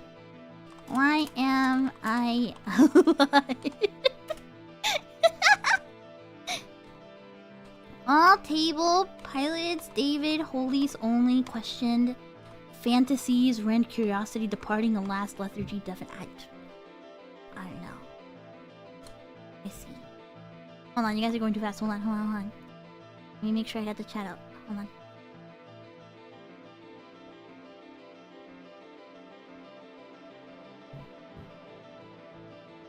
Hold on, hold on.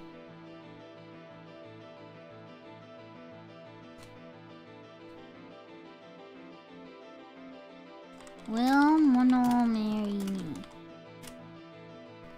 Shepherd. Manfully shrunk. Paulus? Letters. Okay. What is Mexican water?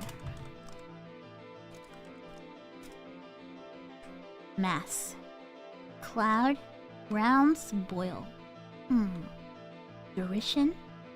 My Paulus! Shrunk!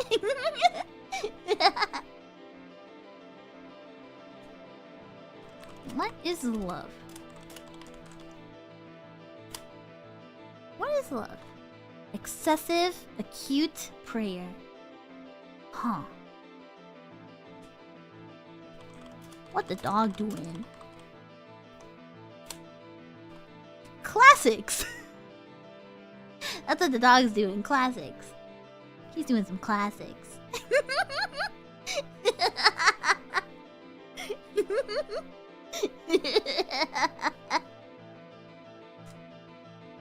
Why was there a collar in the bathroom?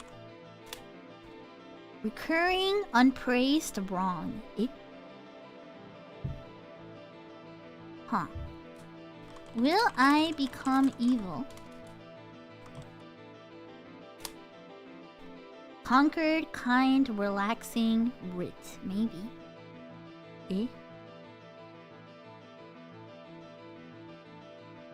Some of these, sometimes it's a little eerie. Sometimes it's a little eerie. Spam musubi? Yeah, maybe this always really does talk to God. Acquiescence? Disorders incurred, poesy concealed. How do you fix a light bulb? Displace, blushed, prelate, inflection. Egypt. Oh, I see. Who was phone? Mute. Huh. Marriage, heightening, structure.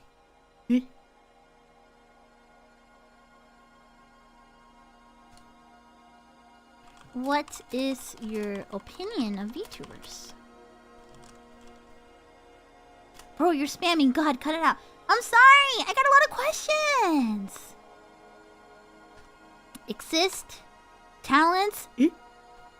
Slavery. Needs. Purpose.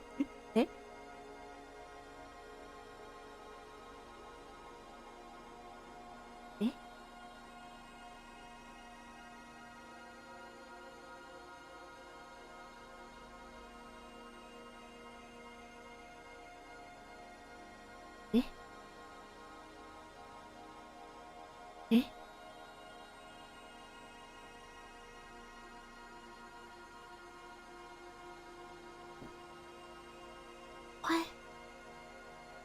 What the fuck? This really is TempleOS. What the hell? This TempleOS getting a little too real.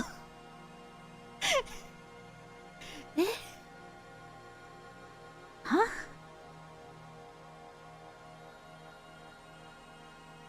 I feel like I'm using a Ouija board. V4Mirai.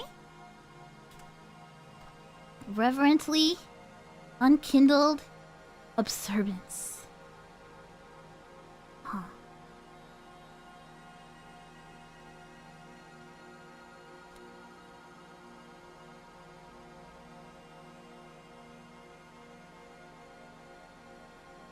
Alright, what do you think of Abi Kadabura? Extreme nest knitting damages. Huh.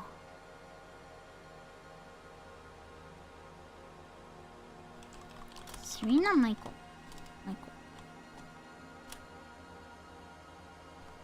Schedule cease leading stumbled.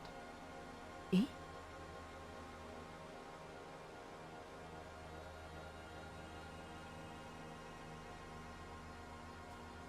Kou Mariya.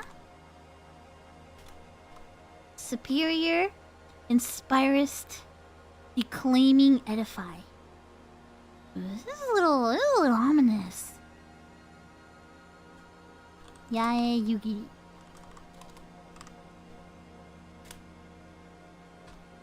Vehement retreat. Throne derision. Eh? Biscotti. Unfledged, neatly knocking enlarged.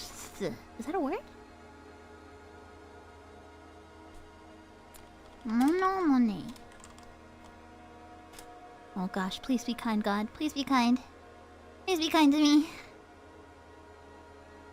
Teacheth, passages, commander, sparse. Eh? Is this because I'm teaching you about TempleOS today? Eh? It's a little, yeah, it's kind of accurate. What the hell? Eh?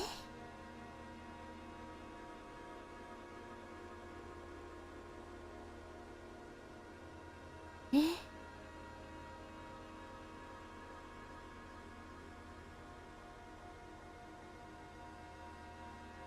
I'm not gonna lie.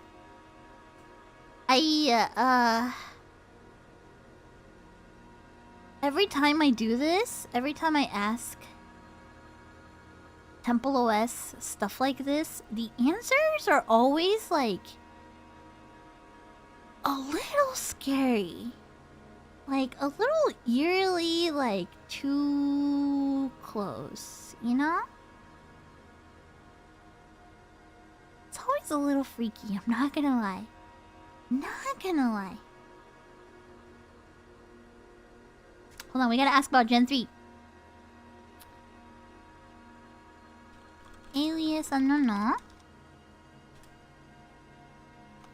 Access wood. What? Tossed rovings pursuits. Oh.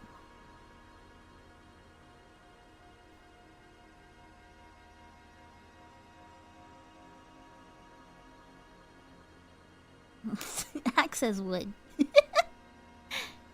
Dr. Nova. No, that makes sense. Have you seen her?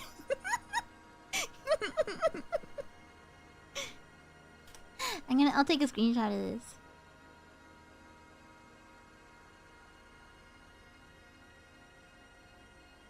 Dr. Nova, fling, extracted, grew, same strongly. Oh. That one doesn't make that much sense. Have Rem Kanashibari. Finally, mediator, division, digits. Huh. Huh.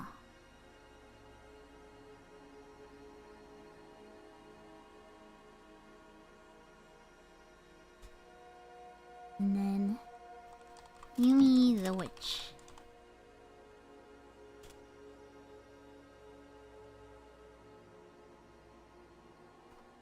Loosed, sons, implied, prevailed, emptied. Huh. I don't know them well enough yet to say if this is accurate or not.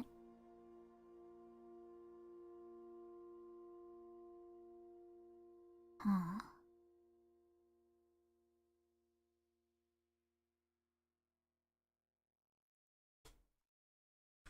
V Sensei.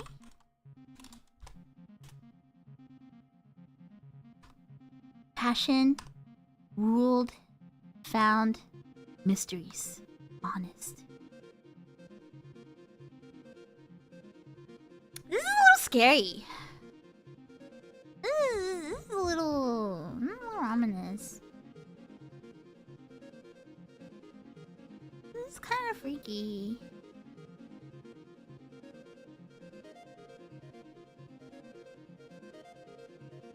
This is a little freaky.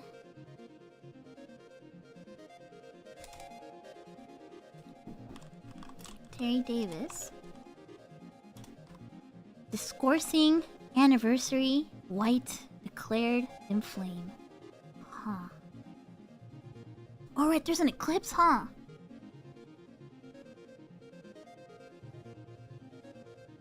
The opinion on VTubers is freaky. Honestly, some of these answers, like I said, I'm not really a religious person. I don't really believe in ghosts or anything like that, but like some of this, I don't know, it's like, you can't say it's not a little eerie, you know?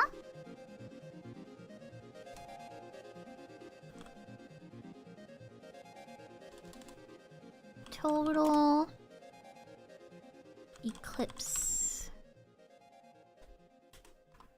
Dry, foreign, stolidity, project, goading, huh? Ah, I see.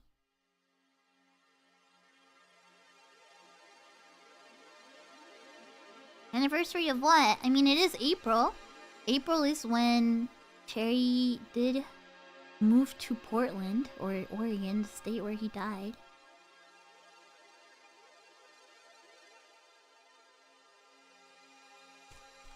Bullies. Supreme, eh? Thankful, eh? Multiplicity, huh? Warning, hit? Huh?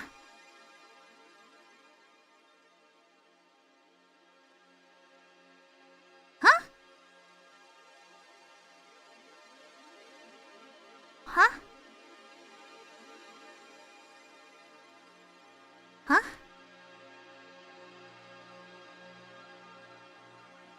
Huh? Eh?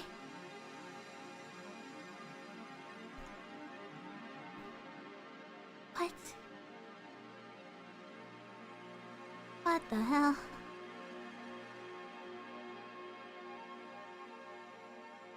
Eh?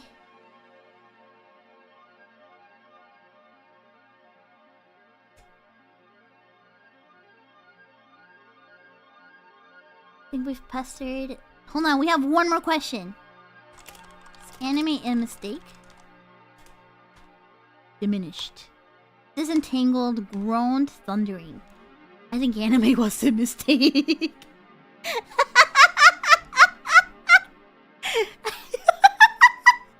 I think anime was a mistake.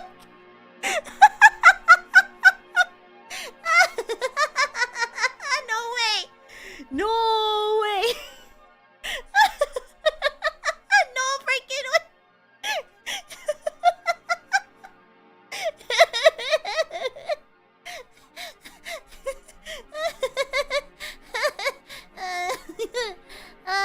The power of God is not on our side. Oh my god. Oh my god, a few more. Record, beset, intermission, perceiving. It doesn't make any sense.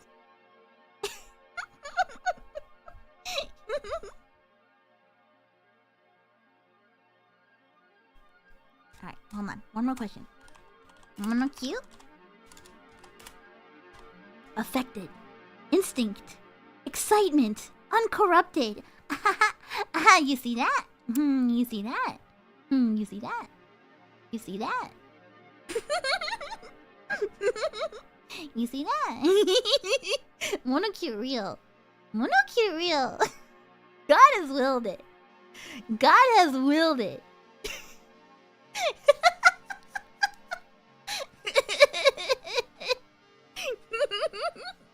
It sounds like a yes. It sounds like a yes. I think that's a yes.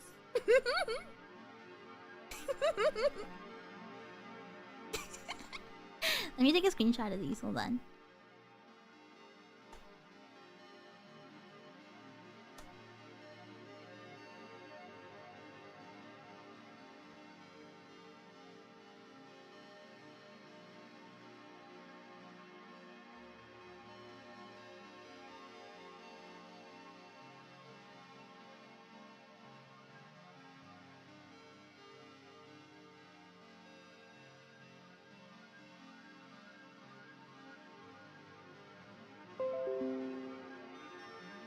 Hold on. I'll put this in our... I'll post this in our server. This is kind of freaky, not gonna lie. This is a little freaky. This is a little freaky. A little freaky scary.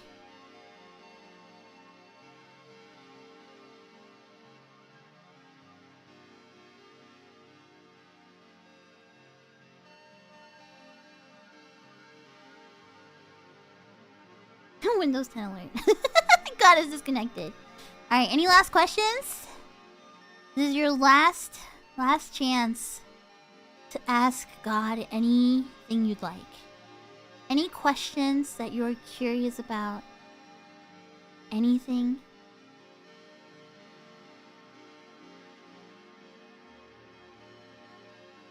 Is that it? If evil... Why hi? Pronunciation, utter, immovably exact. I see.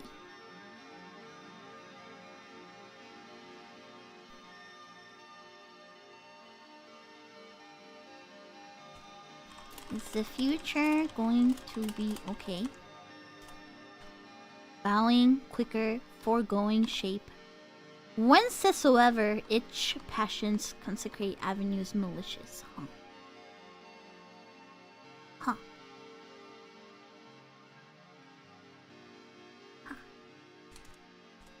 Any last words?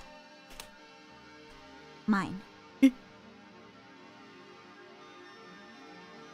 Eh?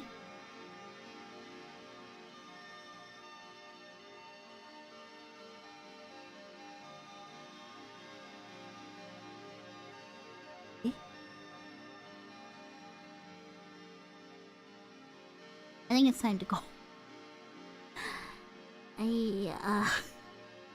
I think we've asked enough. We've asked plenty enough. I think we need to leave.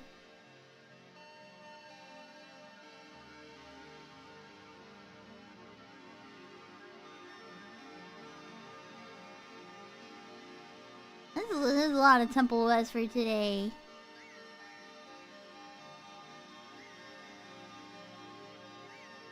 Can we click anything else around here?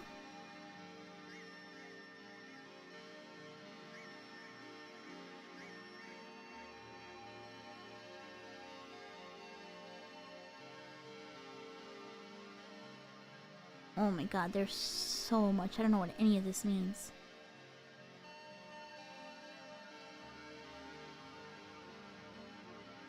Where does one acquire this program? TempleOS is free.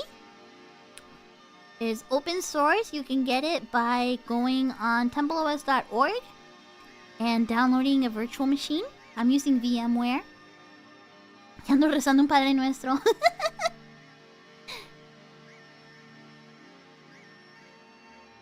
You can get this working yourself. I'm using version 4.13. The latest version available is version 5.03, I believe.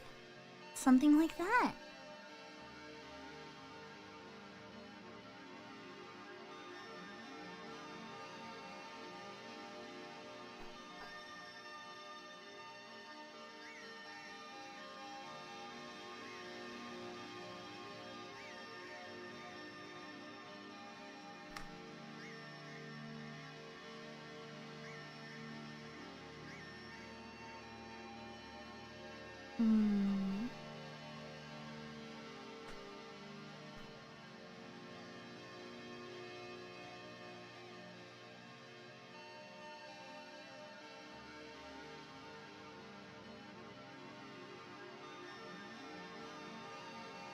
Interesting. Holy.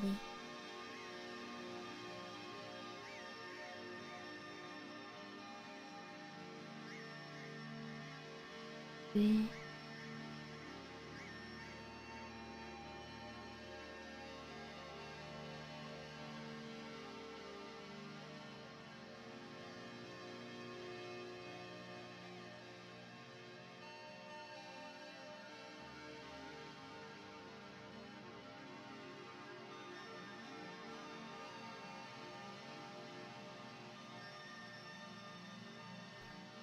Ah, I think it crashed.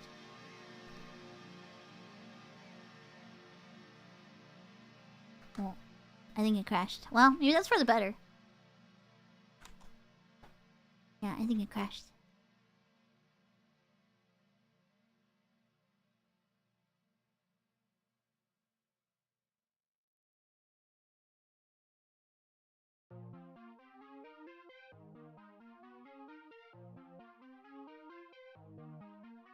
I want to see the test suite. Here we go. This is the last thing I want to show. This is the last thing I want to show. The test suite automatically executes most TempleOS demos. Takes a couple minutes, so kick back.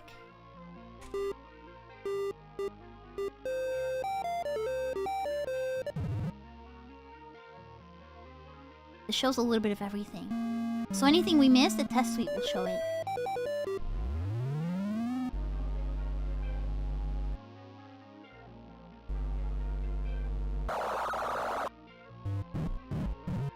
Interesting.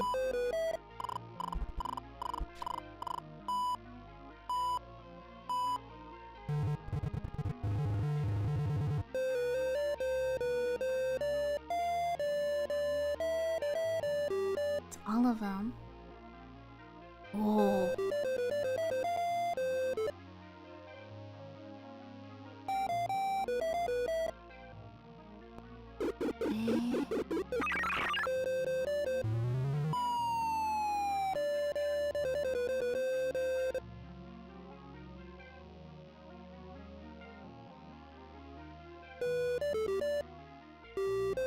There's the elephant! Okay.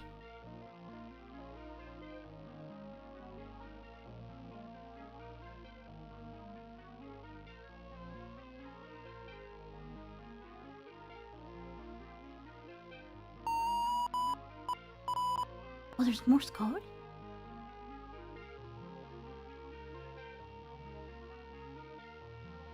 This is fascinating. I never get tired of looking at this. Like I've said before, this is not the first time I played with TempleOS. It's not the second. It's not the third.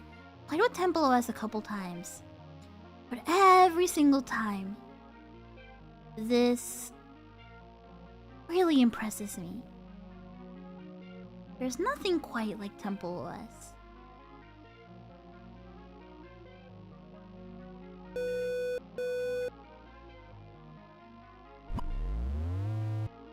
Oh, the 3D elephant. I missed it.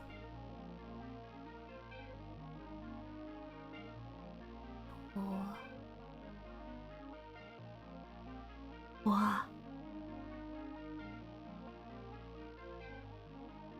There really is nothing like TempleOS.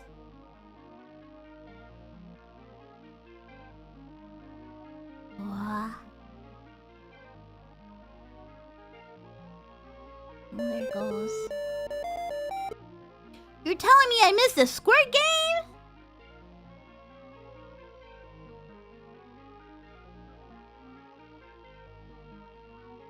There's so much.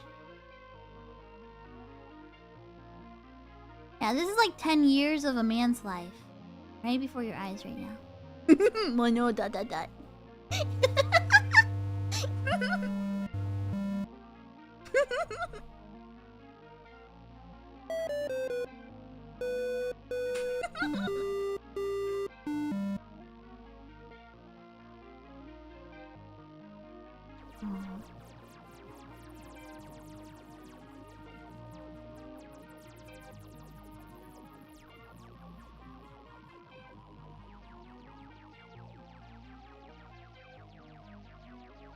think that's it.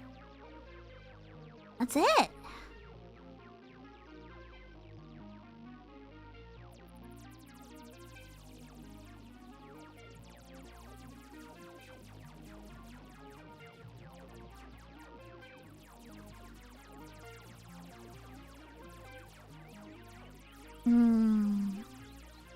I don't know what Fizz Buzz is, but I did see it. Yeah, that's it. Of course, there's a lot more we can explore in here, right? There's tons. Tons of stuff. Here's some of the coding, right? Some of the raw coding. You can just look at all of it. And just look at all the raw coding in here. This is all Terry's coding, just from scratch.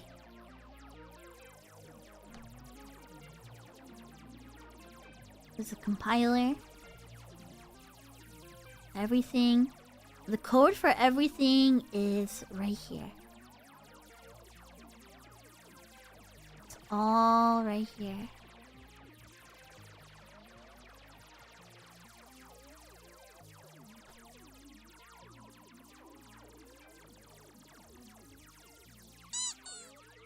Huh. Thank you so much!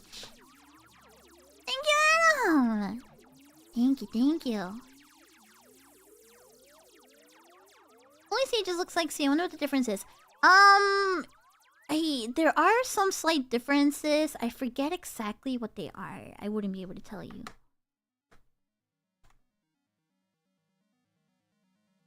Alright. Well.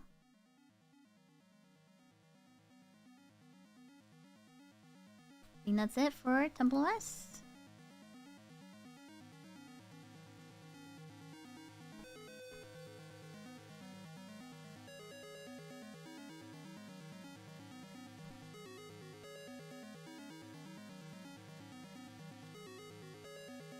Yeah, he made everything.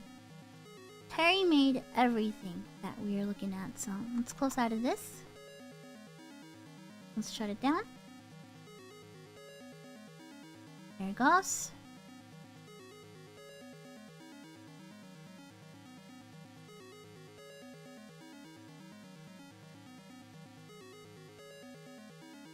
Oops, my knees got big.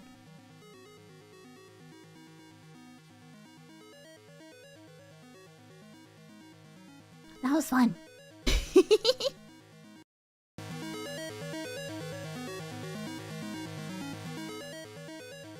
That was really fun. Thank you so much, everybody, for joining me for that. That was honestly a blast.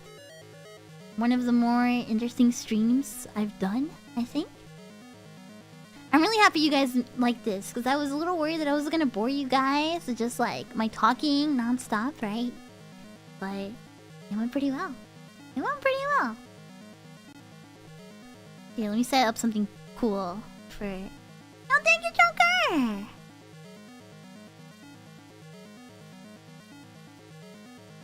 Here, let me set up something cool. To say goodbye.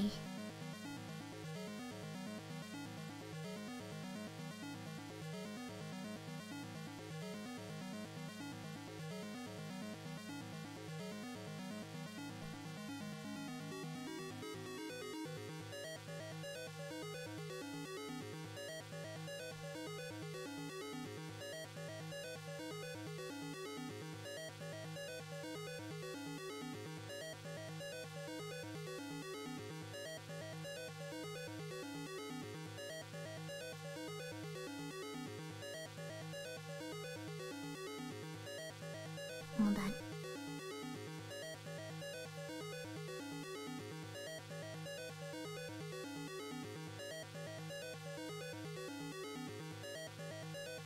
Thank you, Kaina! Here, hold on. I want to do something cool before I say goodbye to you guys. There we go.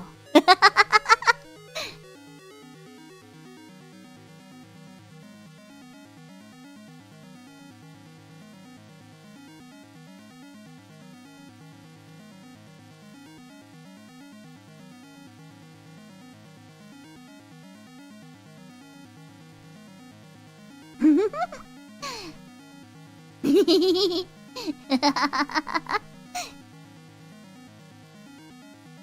you, you're not for the super chat. Thank you. Thank you, thank you. Thank you so much, everybody, for peering into the life of God and Terry Davis. Thank you so much for exploring this with me. Thank you, Kaza.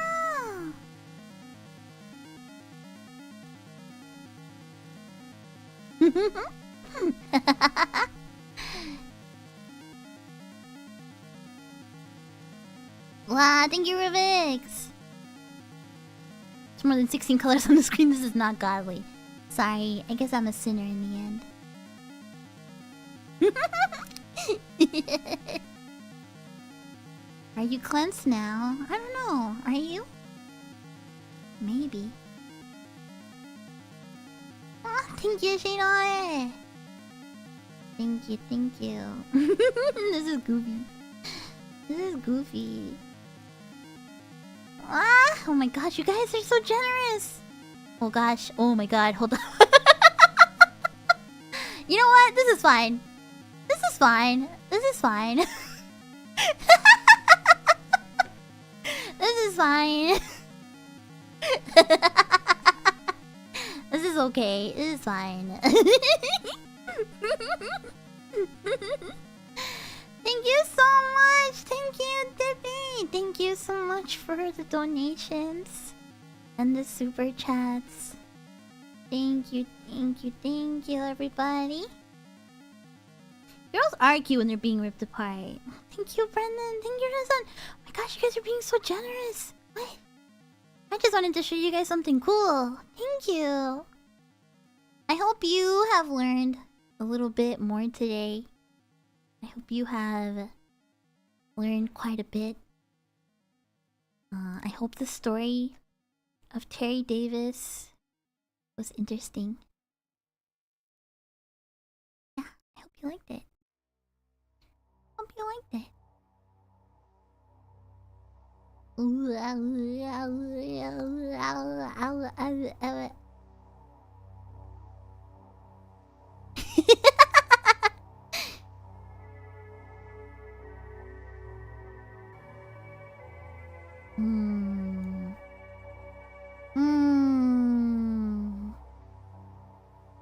Alright, everybody.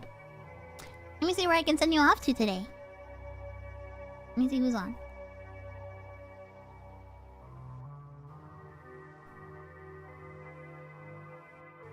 Oh, Yae's on. I'm not gonna take you guys to Japanese Alpha this time. I promise. I promise I'm not taking you to Japanese Alpha this time. It's just, it's not my fault that it's like the only thing on sometimes. So, we'll go over to Yae. Let's go hang out with Yae, okay? Thank you, Anonymous! Thank you, you guys! Oh my gosh. Thank you so much. Thank you. Thank you, thank you.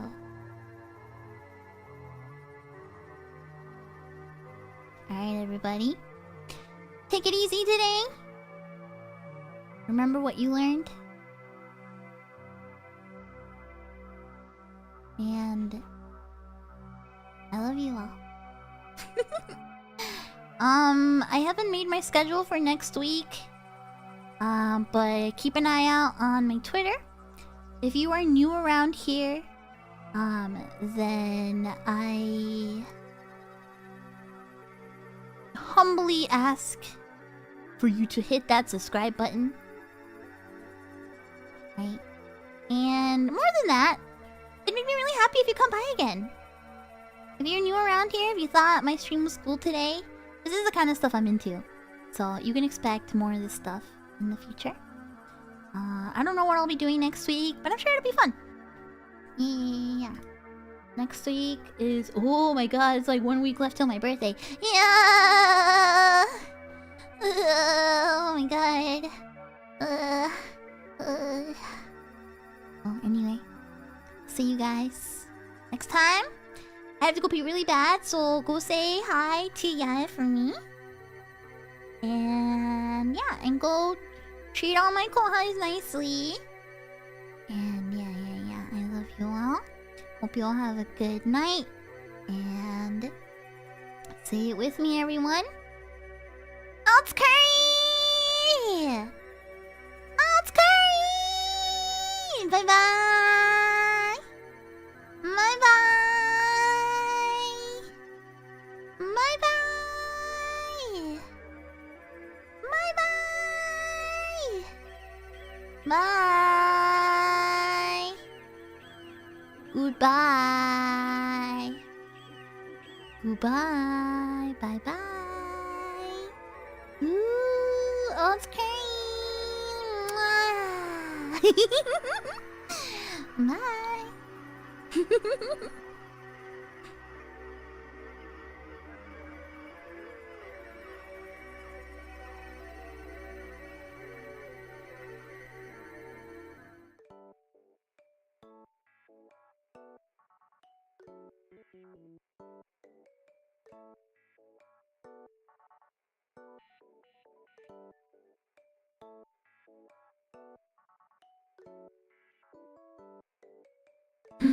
That was really fun. Seriously, thank you so much for joining me. I'm really happy that I could do a stream like this with you guys. So thank you so much. Thank you so much for hanging out with me today. I love you all. See you next time. Bye bye. Mwah.